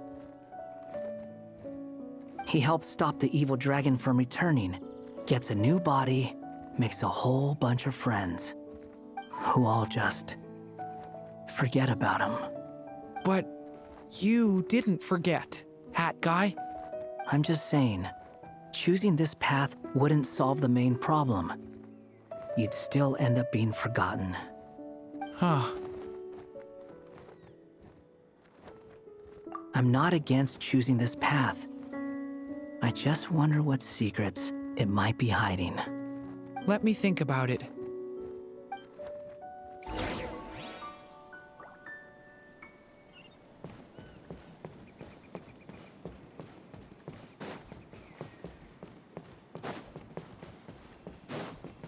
I still think you should keep going, little dragon. If you leave the castle, you can accomplish something amazing and make a bunch of friends along the way. Really? Then let's go! Unable to preserve his story, the little dragon wandered astray. Fortunately for him, a certain prophetess had left behind a prophecy to guide him. The wind took the prophecy and swept it off into the distance, and so the little dragon was shown a path to wander. Following the wind's guidance, the little dragon made his escape. In turn, the prophetess affirmed the little dragon's choice, leaving an extra secret as her parting gift. Now that you've made up your mind, I shall keep my promise by explaining fate's little trick. Long, long ago, the gods of the high heavens gave the world outside the castle a magic of its own. They called it storytelling. It was a magic of almost unshakable power that governed how people met, grew close, and understood one another. Each person had a story meant for them and them alone, one whose ending was written in the heavens long ago. In truth, your story and the evil dragons are simply two versions of the same tale, and that is something the magic of storytelling cannot abide.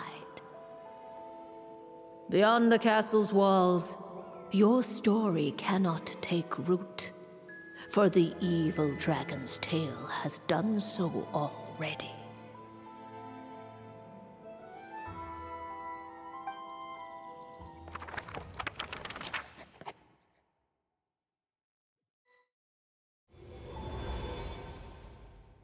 So, that was the secret? Huh. But, what does that mean? You still don't get it? Simulanka Durin and Tevat Durin share a special kind of connection. Their fates are mirror images of one another. While they were in two separate worlds, there may have been some mutual influence, but their fates were independent. But when Simulanka Durin came to Tevat, a version of his fate already existed there.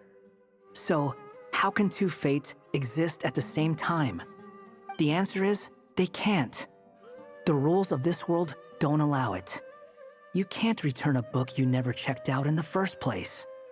So, what's Durin supposed to do?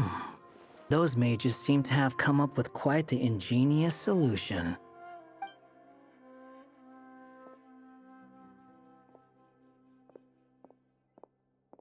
I'm here to make a return. As I said, there's no record of Volume 5 of this series ever being checked out. Then just think of this as Volume 6. Based on what I know, the author was planning on publishing another volume anyway. The catalog does have a slot reserved for Volume 6. So, this is it? Sure, let's go with that. All you need to know is, I'll be the one writing this series from now on. You...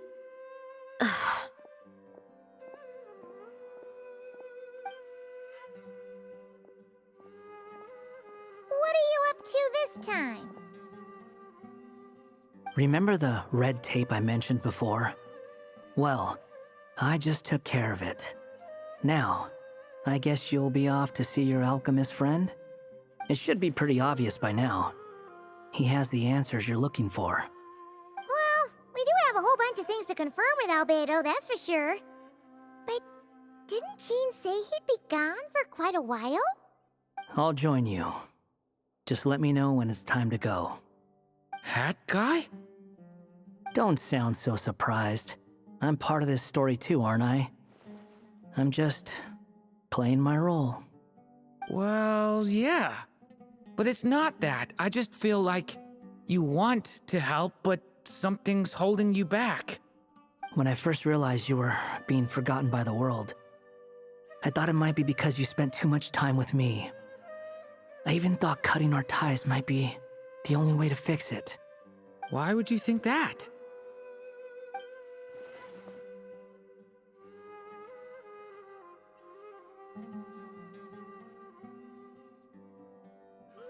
It doesn't matter now. Judging from the answer this book has given us, I was probably overthinking it. Just as well, with the ley lines rejecting him like this, the people who still remember him are his only remaining connection to this place. If that last fragile tie was broken, who can say what devastation his unbound body might unleash? And to think I'm one of the people keeping you here, instrumental in helping change your fate. Can't say I saw it coming. Well, if it's good enough for Hat Guy, it's good enough for me. After all, he is about as odd as humans get. Excuse me? With some people, even if you try asking a simple question, they'll always give you a complicated answer. And the more you ask, the more complicated it gets. Truth is, Hat Guy's just that kind of guy. Whatever. All I needed was a yes or no, so we can quit it with all the back and forth.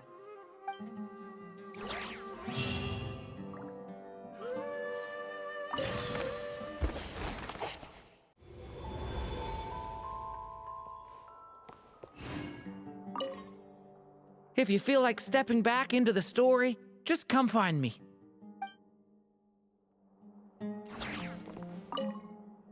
I'm sticking around for the next few days. So, when it's time to go, you know where to find me.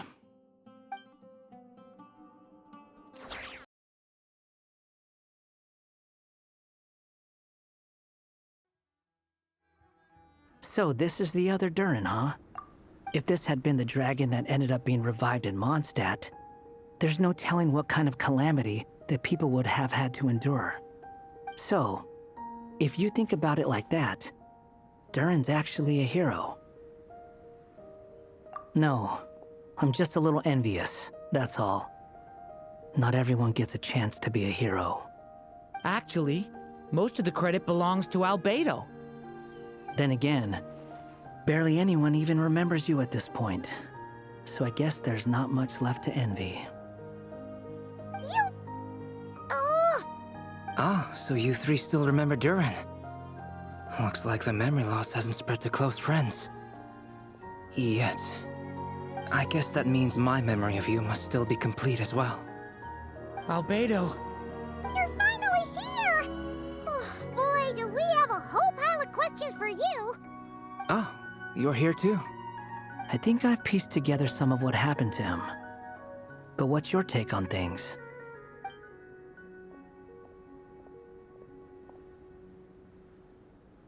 Master Jean filled me in on what happened, and I've got a few theories. But let's get on the same page first.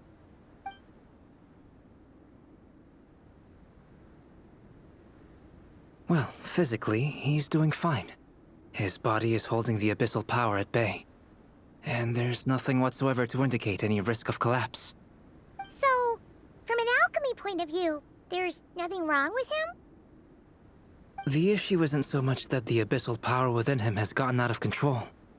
It's that the connection between his will and body is fading. If he ends up losing his conscious will, his body will fall back on its biological instincts. And that's when the abyssal power within it will take over. This book mentioned a witches' gathering. It seems like quite a few of these witches got themselves involved in Durin's case. Which brings me to my theory. Bringing fairy tale Durin into this world to replace the Durin on Dragonspine means using one Durin's fate to overwrite the others. But the power of alchemy alone would not be enough to pull off such a feat. It would have required the combined use of Miss Barbeloff's astrology, my teacher's alchemy, and Aunt Alice's magic.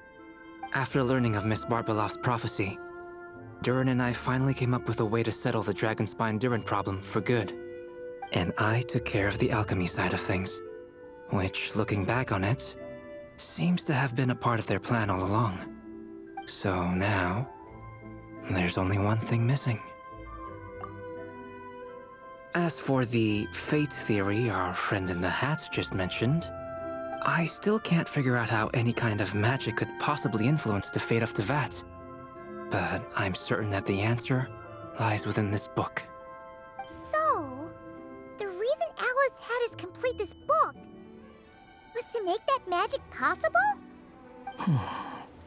A form of magic powerful enough to rewrite fate itself. Well, we've no time to lose. I just need to take a look at the book. The next part of the story most likely relates to me. So the memory that unlocks it must be connected to me too. Huh? The giant tree was home to a broken branch, the shape of its splintered arm aligning perfectly with the branch that had burst forth from the castle walls. Join yourself to that broken bough, for there you may take root at last, and henceforth bask in the sun and rain of the world beyond the castle. But first, fetch the stickiest clay and let it bind the scar of the break.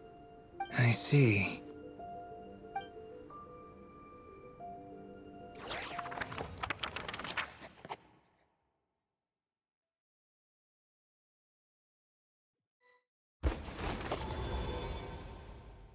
Guided by the breeze, the little dragon arrived at an alchemist's workshop. There he was greeted by a clay figure, a child molded by the sage witch's hands. Though gentle in appearance, he had inherited his mother's cold, sharp wisdom. And he was determined to avert the calamity the evil dragon would bring. And so was his helper, none other than the little dragon himself.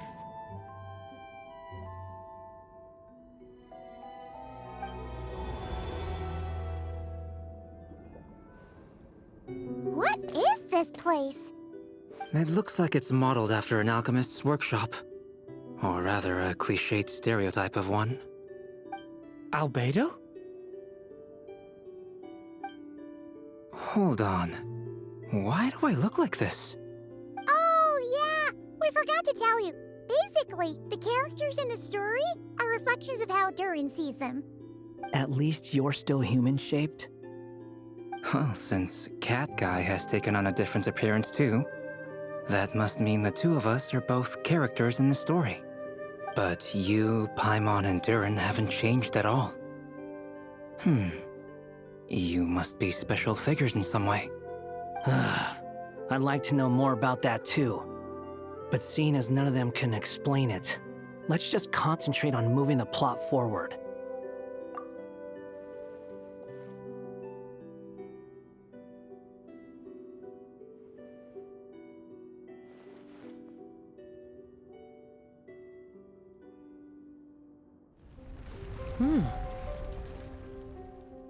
And just like that, the group stumbled upon a hidden passageway.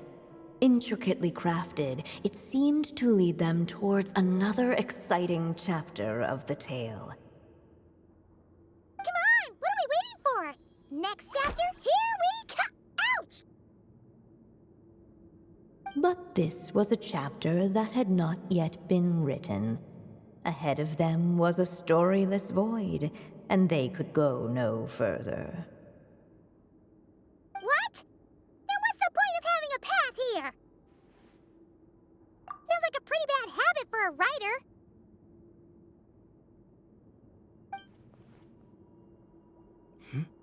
Over here. I found something.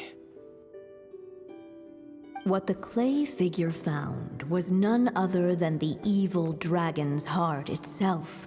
Though the creature had perished long ago, its heart was still there, pulsing away and growing warmer with every beat. And the clay alchemist knew what it meant. That the evil dragon would return one day, just as the prophecy had foretold. Yet, guided by his mother's wisdom, he foresaw another fate. If only the alchemist could bestow this heart upon the little dragon, he might be reborn in the evil dragon's stead. Only then would the evil dragon's heart grow still, and the little one inherit its tale. Sounds like this chapter's about Albedo bringing me to life? If that really was the solution, though, this would have been over the minute I finished the transmutation. So why is Durin still being forgotten? There has to be some other reason. Yeah, I'd like to explore the area a bit more.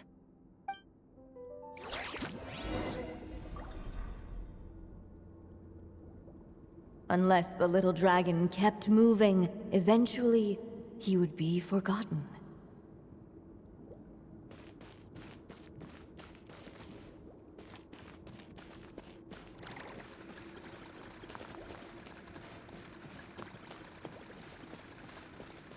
Ahead of them was a storyless void, and they could go no further.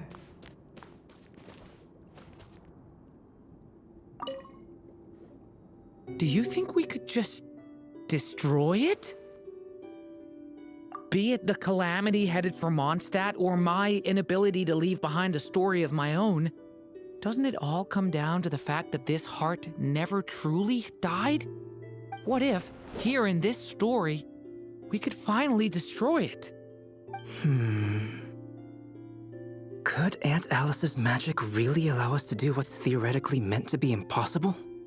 Either way, it's an intriguing idea. I'm not opposed to giving it a shot. Durin! It's just... I'm still afraid someday, even you guys will end up forgetting me.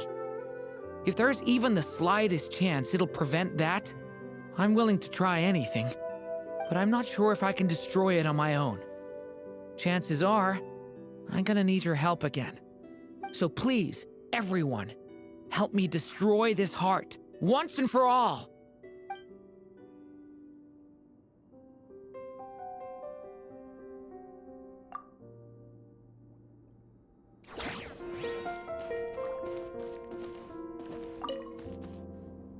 The evil dragon's heart continued to beat, as if waiting for the little dragon to accept it as his own. Looks like we have no choice but to get this done. Whatever happens next, Durin is going to need all of our help. Is everyone ready?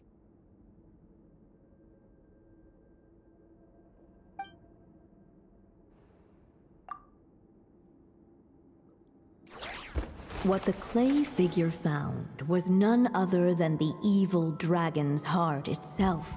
Though the creature had perished long ago, its heart was still there, pulsing away and growing warmer with every beat. And the clay alchemist knew what it meant. That the evil dragon would return one day, just as the prophecy had foretold. Yet, guided by his mother's wisdom, he foresaw another fate. If only the alchemist could bestow this heart upon the little dragon, he might be reborn in the evil dragon's stead. Only then would the evil dragon's heart grow still, and the little one inherit its tale. At last, the little dragon accepted the evil dragon's heart, and a new life came into being. The evil dragon's heart beat in his chest, and the little dragon's soul guided him forward.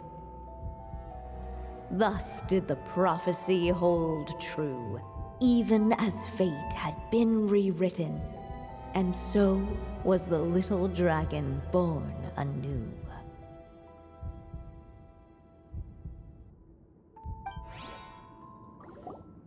Finally! A happy ending! That must be the last step, right? Woohoo! We completed the story!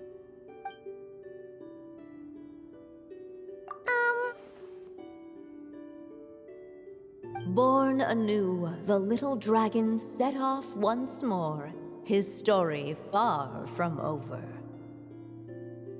Huh? So, that wasn't the end? What comes next might be the most crucial part of all. The real last step. If fate really is as devious as they say, then I say, show us what you've got. Wow! You're all so serious all of a sudden.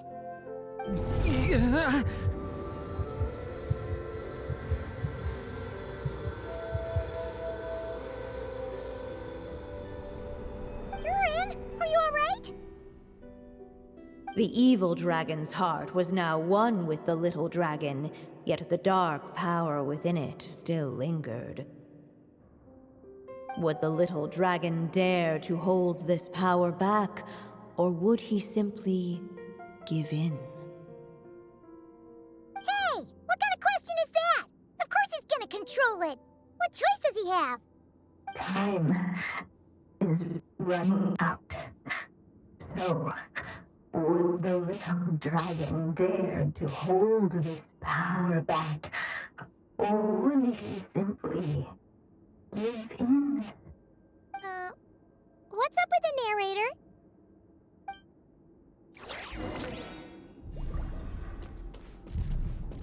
Would he dare to hold this power back, or would he simply give? The little dragon and his companions. Blank. Blank again. Huh? What's going on? Are we running out of ink? Once the ink runs out, is that the end of the story? I had a feeling this would happen. What's happening to the others? Now that the story's ink was spent, all that lay ahead were blank pages.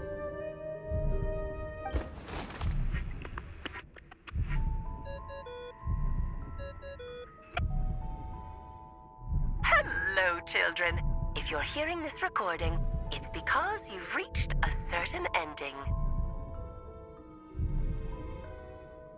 You may have noticed that little Durin's experiences have been written into the pages of this book. Well, you should know that in the same way, its ending will also be written onto him. So be careful, because triggering a bad ending could be somewhat problematic. Let me guess, you're upset that I didn't warn you earlier? Don't worry though, I've thought it all through. I built a very special feature into this book, just for you, the witnesses of this tale. So, go ahead, see if you can turn back the pages. If you're not happy with the ending you've reached, just flip back a few pages and let the tale unfold once more. Pretty incredible, huh? That's the power of magic.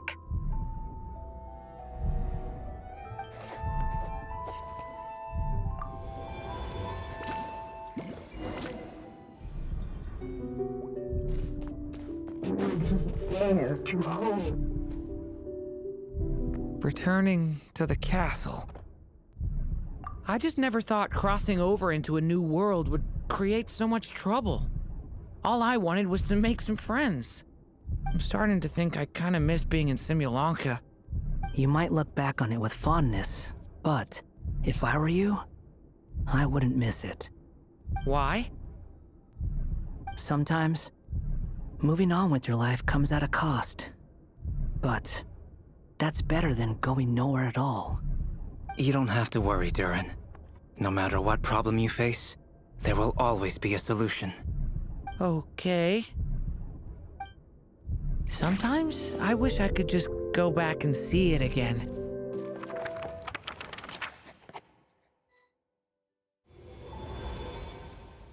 As the little dragon slipped back inside the castle's walls, the clamor of the outside world fell away. There was no danger here, no problems for the little dragon to resolve. As soon as his mother finished her story, it was time for the child to drift off into the world of dreams. And so the story ended, with the little dragon fast asleep in his castle, just like he had never even hatched. What's going on? I feel so weak. Hey, what's happening? Durin, wake up! But, this can't be how it ends. Durin promised to bring back everyone's memories. There's no way he'd accept an ending like this.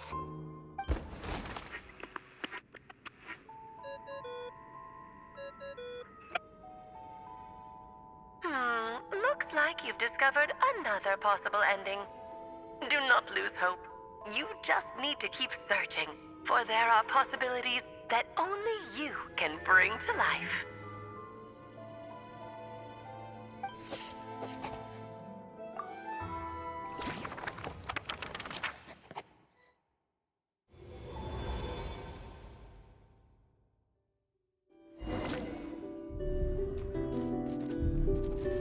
Would you dare to hold this power map? Or would he simply give in?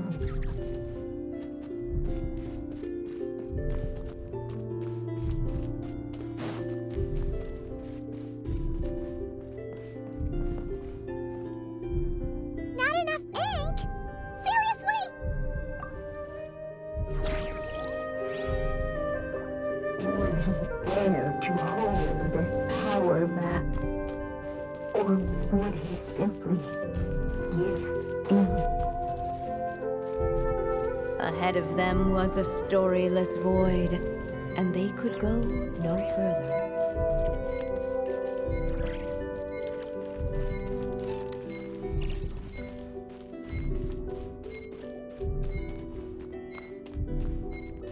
Would he dare to hold this power map? Or would he?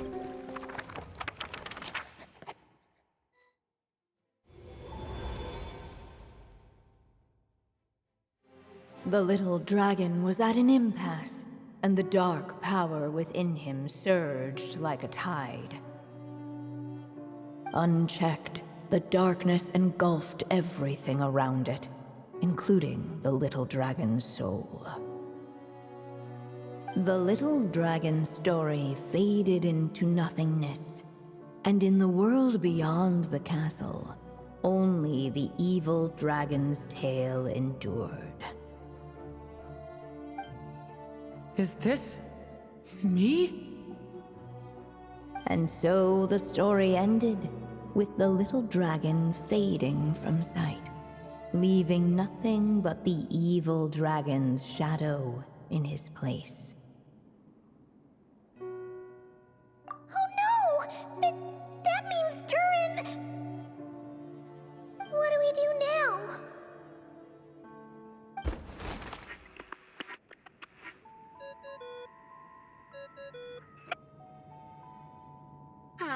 Looks like you've discovered another possible ending. Do not lose hope. You just need to keep searching, for there are possibilities that only you can bring to life.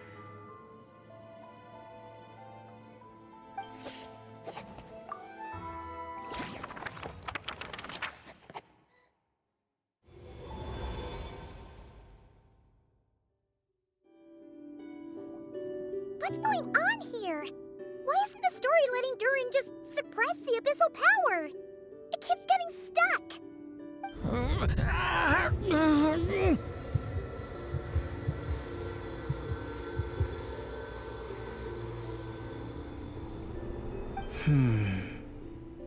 It seems the act of suppressing the power counts as an event in the story. In other words, we would need ink to write it in. So, what now? Did we use too much earlier? How are we supposed to write a happy ending with only this much left? But... Well, this is Durin's story. As long as he's alive and well, why should it end? If there really is such a direct correlation between the story and his fate, I may have a potential hypothesis. Durin was, and still is in essence, a storybook character, written into being by M. From the moment he was born, he has always dwelt within her story, and I suspect that has remained the case, even after his arrival in Tevat. Reviving Durin in the evil dragon's place was an act of grafting this Durin story onto the latter's fate. In essence, that is how his fate was rewritten. But there is a fundamental difference between a being's story and its fate. As Miss Barbeloth reminded us, the fate of every living being in Tevat has been woven into the fabric of time. Its most natural path, therefore, is to proceed along its given track. But Durin's story, on the other hand... As Durin's connection to this world wore thin, not only have people started to forget him, he started to lose control of the abyssal power within. In other words, his story can't continue, because the author's ink is drying up. That's what it seems like to me. It would seem the little dragon had made a group of fine friends indeed. Save it. The question is, are you here to help him, or stand in his way? This is as far as the story can go. What path will you choose? I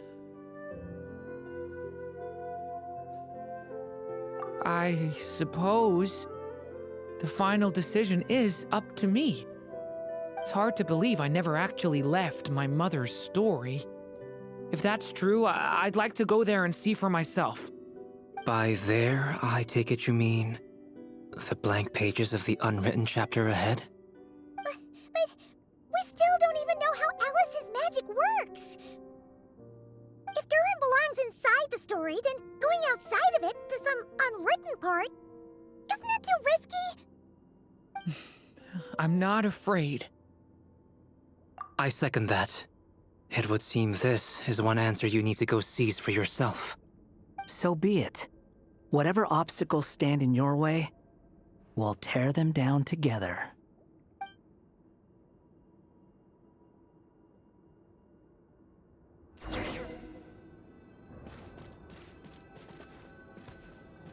Facing that invisible wall, it was as the little dragon was staring at the uncrossable edge of existence itself. And all of a sudden it began to fracture, as if struck by some transcending will.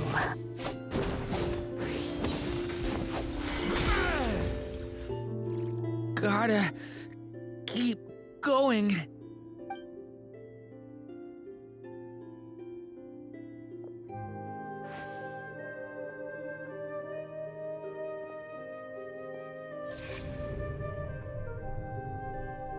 Ahead lies only a storyless void. My consciousness is slipping away. Keep going, Durin. A pure soul is your essence, not an empty void.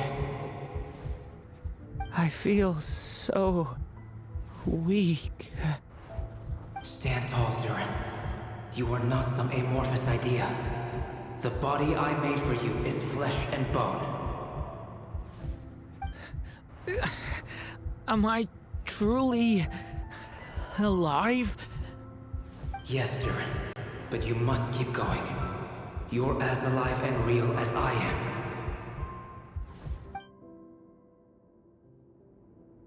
I can't feel a connection. You're not alone in this world, Durin. At the very least, you have me. I can't remember anything. Who am I? Your name is Durin, and there are many who still remember it. My name is Durin. You're taking too long. Come on, Durin, run! In this world, fate waits for no one. Wait! Where am I meant to go? What am I supposed to do? Go make your wish come true, Durin. My wish?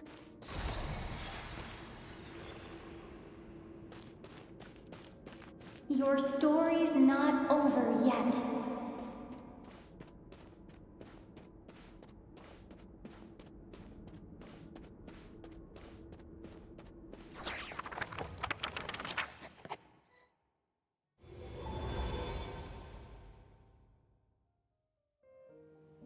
Silence, huh? Have you nothing to say about my proposal? Let me get this straight. You want to graft your story onto this unfinished thread of fate, and in doing so, not only rewrite that fate, but allow the story to live on. Quite the brilliant idea.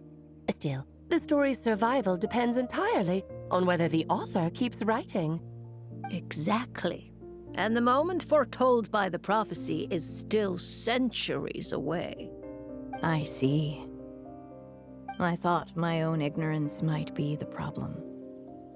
That I'd asked more of the noble science of alchemy than it could ever deliver. Or that I had failed to discern the heavenly signs and grasp the secret truth underlying the prophecy. Little did I imagine that time itself would prove to be the greatest hurdle of all. Well, my friend, this has been a most intriguing experiment.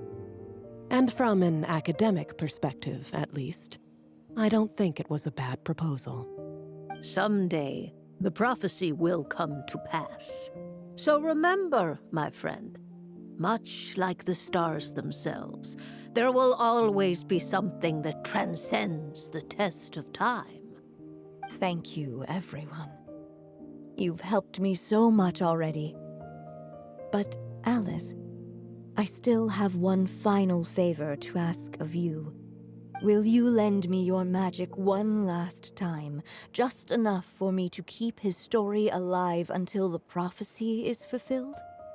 You mean you want me to extend your lifespan? No, not in that sense.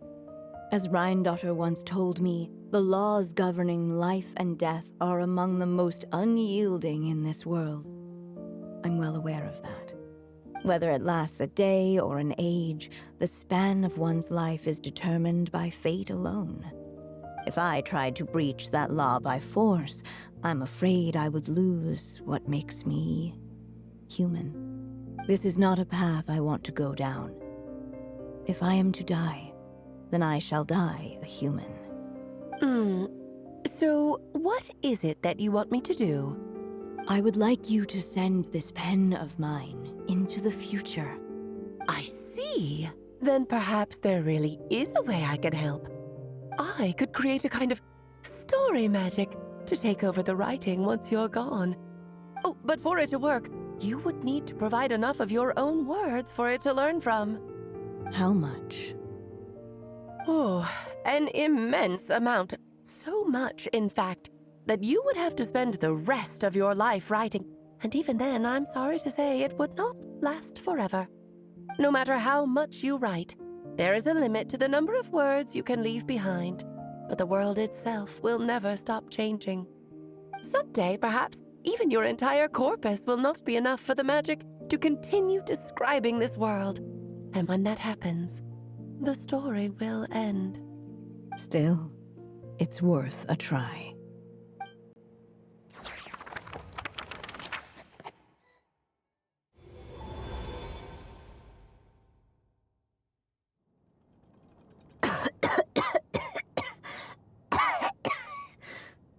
Oh, my dear Anya.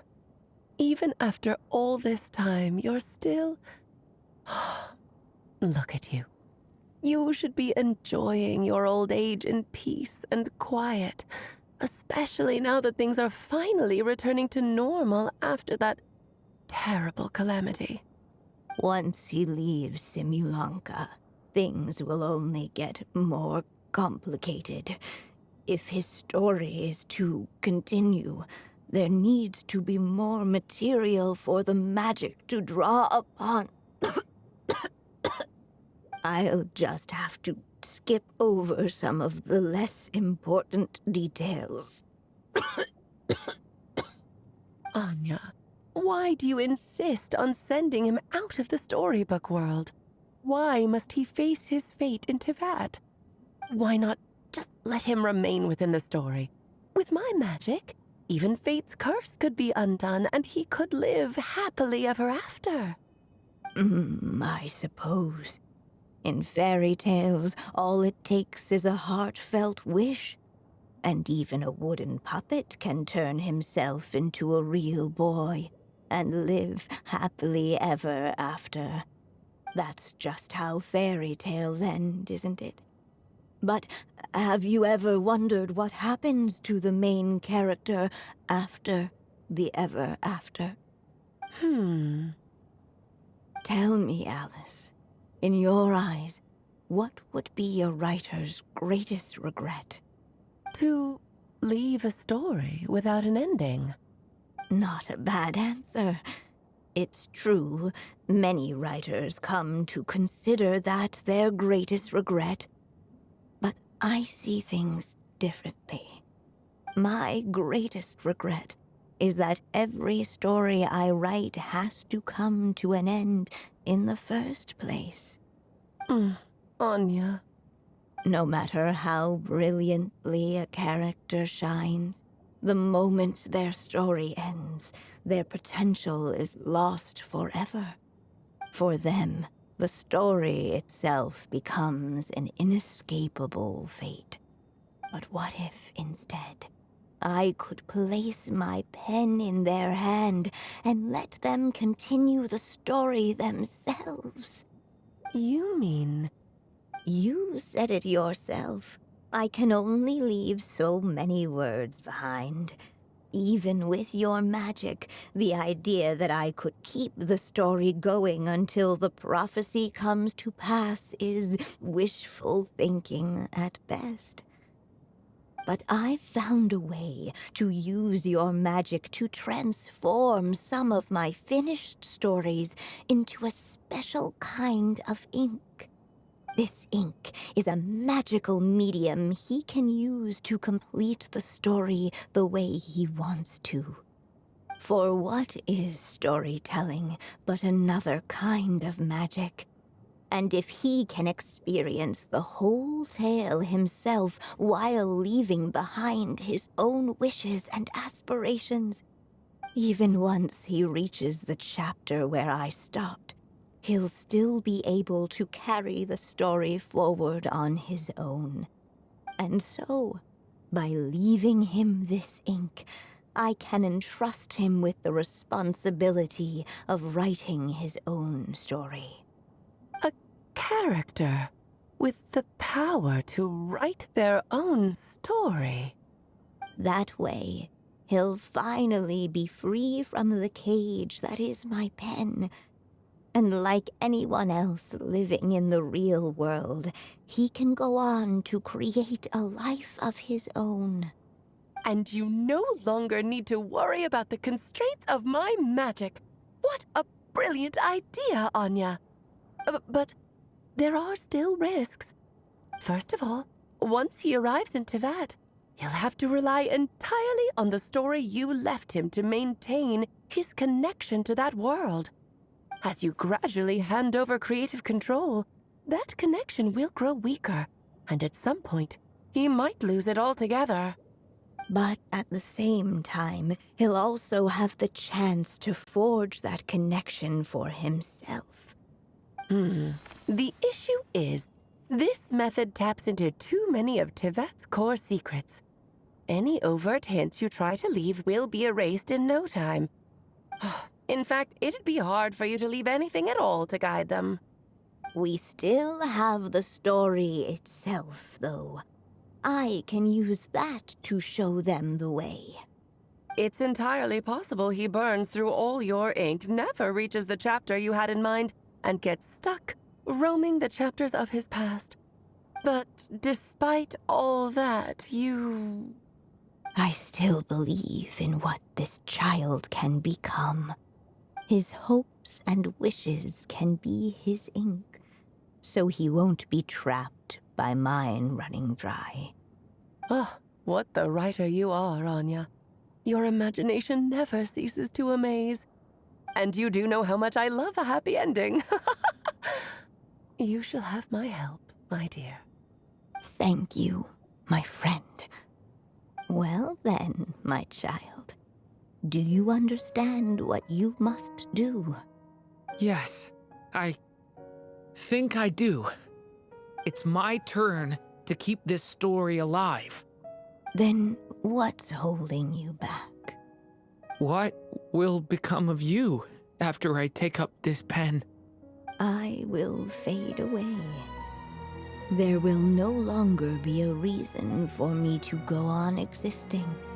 My child, or your mother, I should say, passed away long ago.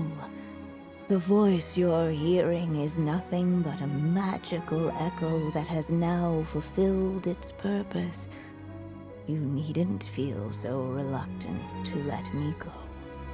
I know my mother died long ago. It's just, when you lose your mom too soon, it's hard to tear yourself away from the stories she used to read. I guess it's a silly way of pretending she's still here, by your side. Durin. But after coming to this world and traveling it with my friends, facing all kinds of enemies together, I suddenly realized I couldn't just sit around listening to my mother's stories because I'd found a new purpose in life. Maybe this is just what growing up feels like. With all my new friends waiting, it's time I finally set aside my mother's storybook. I'm ready to grow up now, Mom.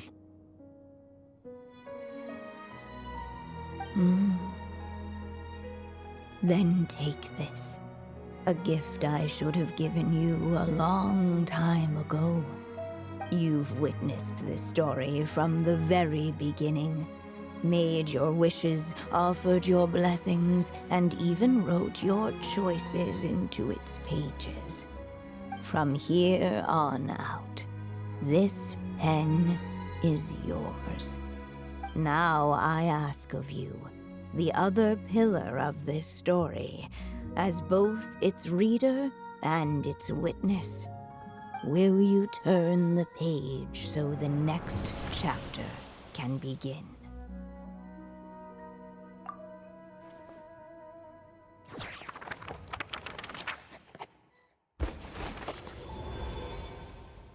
Suddenly, and without warning, the powers of darkness struck. The question was, could the little dragon prevail? Alas, it was here that the story witch's tale had to end. But Durin's tale, on the other hand, had only just begun. Stepping into his mother's memories, he picked up her pen. And so the story that was ending began anew. He had made up his mind to challenge the fate that barred the way ahead.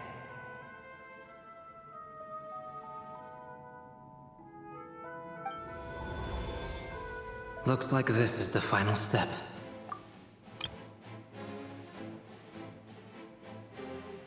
A chance to strike back at fate? Now that's not something that comes knocking every day.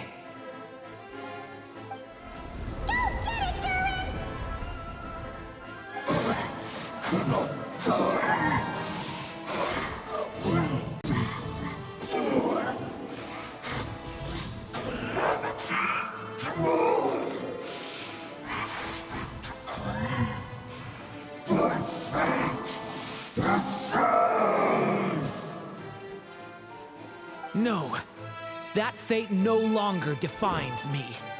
In the end, only my story shall endure.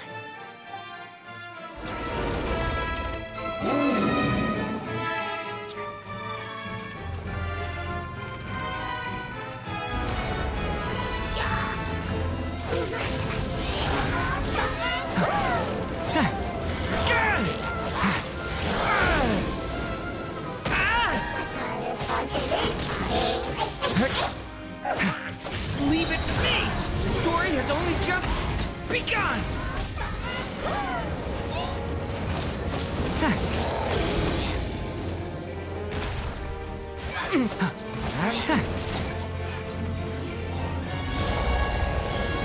No dodging this one. Here, I'll help lift you up.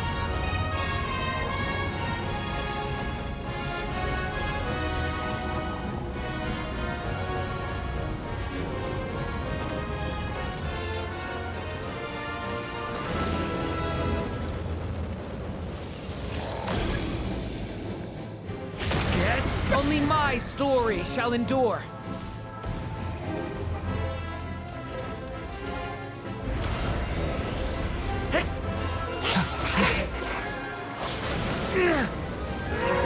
Leave it to me! The story has only just begun!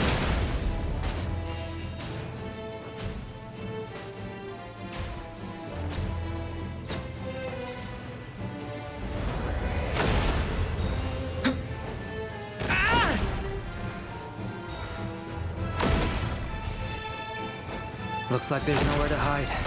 Here, I'll cover for you.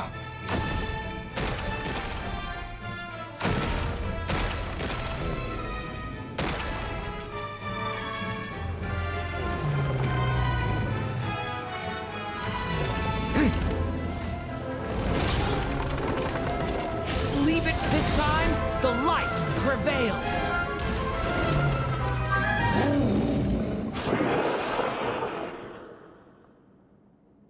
Thank you, Mom. And so it was that Durin defeated the darkness and rewrote his fate. But his story is far from over.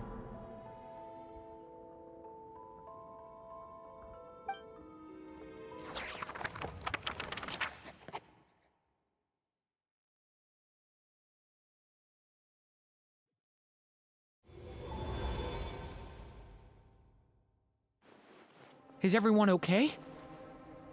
We're fine, thanks. And hey, we all saw how you fought back there. That was awesome! I have to admit, I do feel like something in me has changed. I owe you all so much. Without your help, I don't know if I could have ever made it this far. Just a shame I could only help out from the sidelines. Like I said before, it's not every day that you get to put fate in its place. Well, I'm sure you'll hear it someday. Hear what? The chance to strike back at fate knocking at your door. Yeah, maybe someday. Allow me to just check one thing.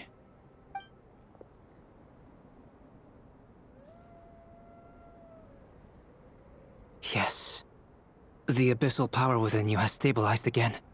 And those strange symptoms you were experiencing seem to have completely disappeared. Oh, thank goodness! I wonder what it means, though. Aside from the principles of alchemy, what other law of this world governs his being? Look, it all turned out fine, so just leave it at that. Now that this one's out of danger, it's time for me to get out of here. You're leaving so soon? Don't humans usually throw a party after something like this? A party? Do I look like that kind of guy? Anyway, come find me again next time you're in trouble. That's what friends are for, right? In a way, though, he is right. This is Durin's moment to celebrate, not the time for academic discussions. Hey, I don't blame you for asking. And honestly, I'd be perfectly happy to talk about it. It's just, I wouldn't even know where to start. It's all right. I'm sure we'll get a chance at some point. After all, your story's only just begun. All right then. Traveler and Paimon, we'll part ways here. Given the extraordinary nature of the things we witnessed today, I need to make sure it's all recorded properly. Okay, see ya! So, it's party time next? Huh?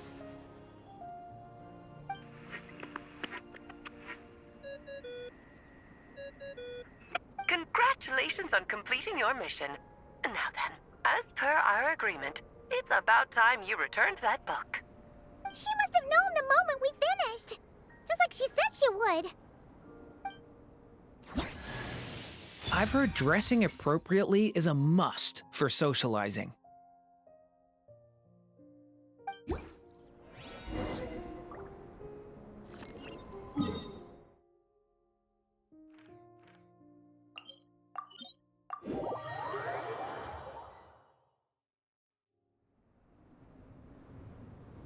Oh, my writer and witness. It's been quite the journey, hasn't it? You had special plans for the traveler from the start, didn't you? But of course, that goes without saying. For a story to live on, it needs both a writer and a reader. Only then can my magic take effect. I chose the traveler as the witness because of the special nature of who she is. It's not easy finding someone with that kind of background, you know. For a moment, I even considered taking the role myself. At least it made for an interesting story, right? Huh? What are you doing here, tone-deaf bard? With the Hexenzirkel carrying out such a risky experiment in Mondstadt, it didn't cross your minds that the Animo Archon might be slightly curious? Sorry for the trouble, Lord Barbados. Think nothing of it. I dare say the Animo Archon quite enjoyed coming along for the ride. Now then, as agreed, let us see the fruits of your labor. Here, please take a look. Well. Somehow, despite all my careful planning, it still turned out to be full of surprises. It never even crossed my mind that Rheindotter's child would be capable of handling that kind of alchemy in her stead. When he asked for help with the materials, oh my, I nearly couldn't believe it. If only the others were here too, we could all celebrate together. I'm right here, you know. The only one who hasn't responded is the one busy stuffing her face over there. Is that you, Barbie? A little late to the party, don't you think? Come here, child. Let me take a closer look at you. All right, Aunt Seer Witch. Here I am.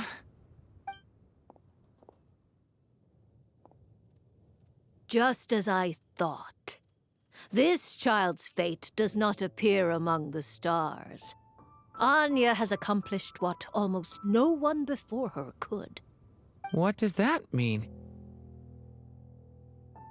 Child, all you need to know is that you're very lucky indeed. Oh.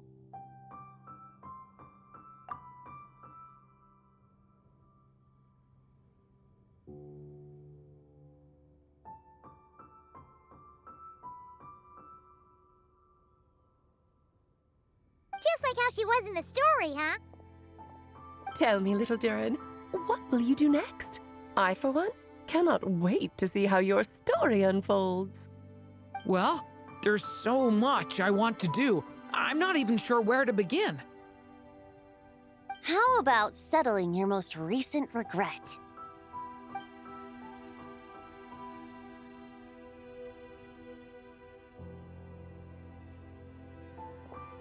Not so fast, tone-deaf bard. What exactly did you just tell Durin to do? To make the long overdue wish come true. Thank you once again, Alice. How much time do you have left?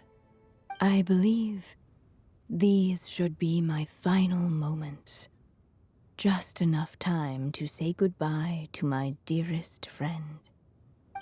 This feels like having to say our final goodbyes all over again. I don't like it. Not one bit. I don't know how to respond to that. Strange. You were always such a cheerful figure in my stories. I even dubbed you the Merry Witch, you know. Oh, please.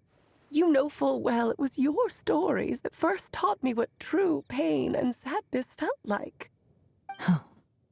Aside from saying goodbye to me, shouldn't you also leave a few words for the child? Since the book will be his to continue, why don't you write him a little parting note? There's no need. His mother already did that long, long ago. All that remains is for me to convey it on her behalf.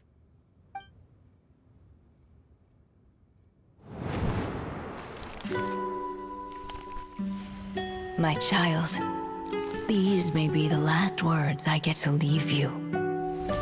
I've always thought of the characters in my stories as my children, loving each one of them, just like a mother would. But you are the most extraordinary of them all. You alone can defy the fate of this world and write the perfect ending to my story. You alone shall leave these pages for a future I will not see. Still I say to you, fly, my sweet child. Just like a forest breeze yearns for the open sky, head into the unknown and seek an adventure to call your own.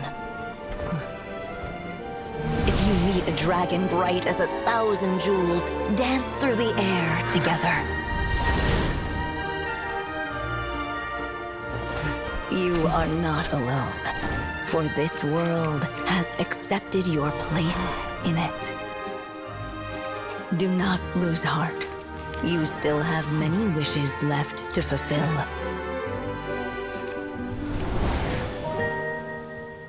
A long tale awaits you, my love. Let songs and flowers be the ink that fills its pages. Take my pen and use it to continue your story.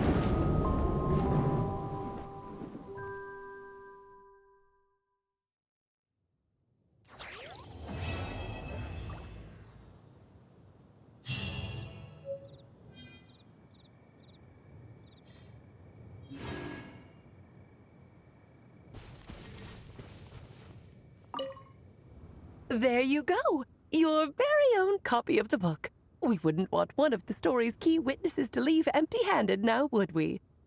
Of course, this copy isn't magical in the same way, but rest assured, all the twists and turns are still there.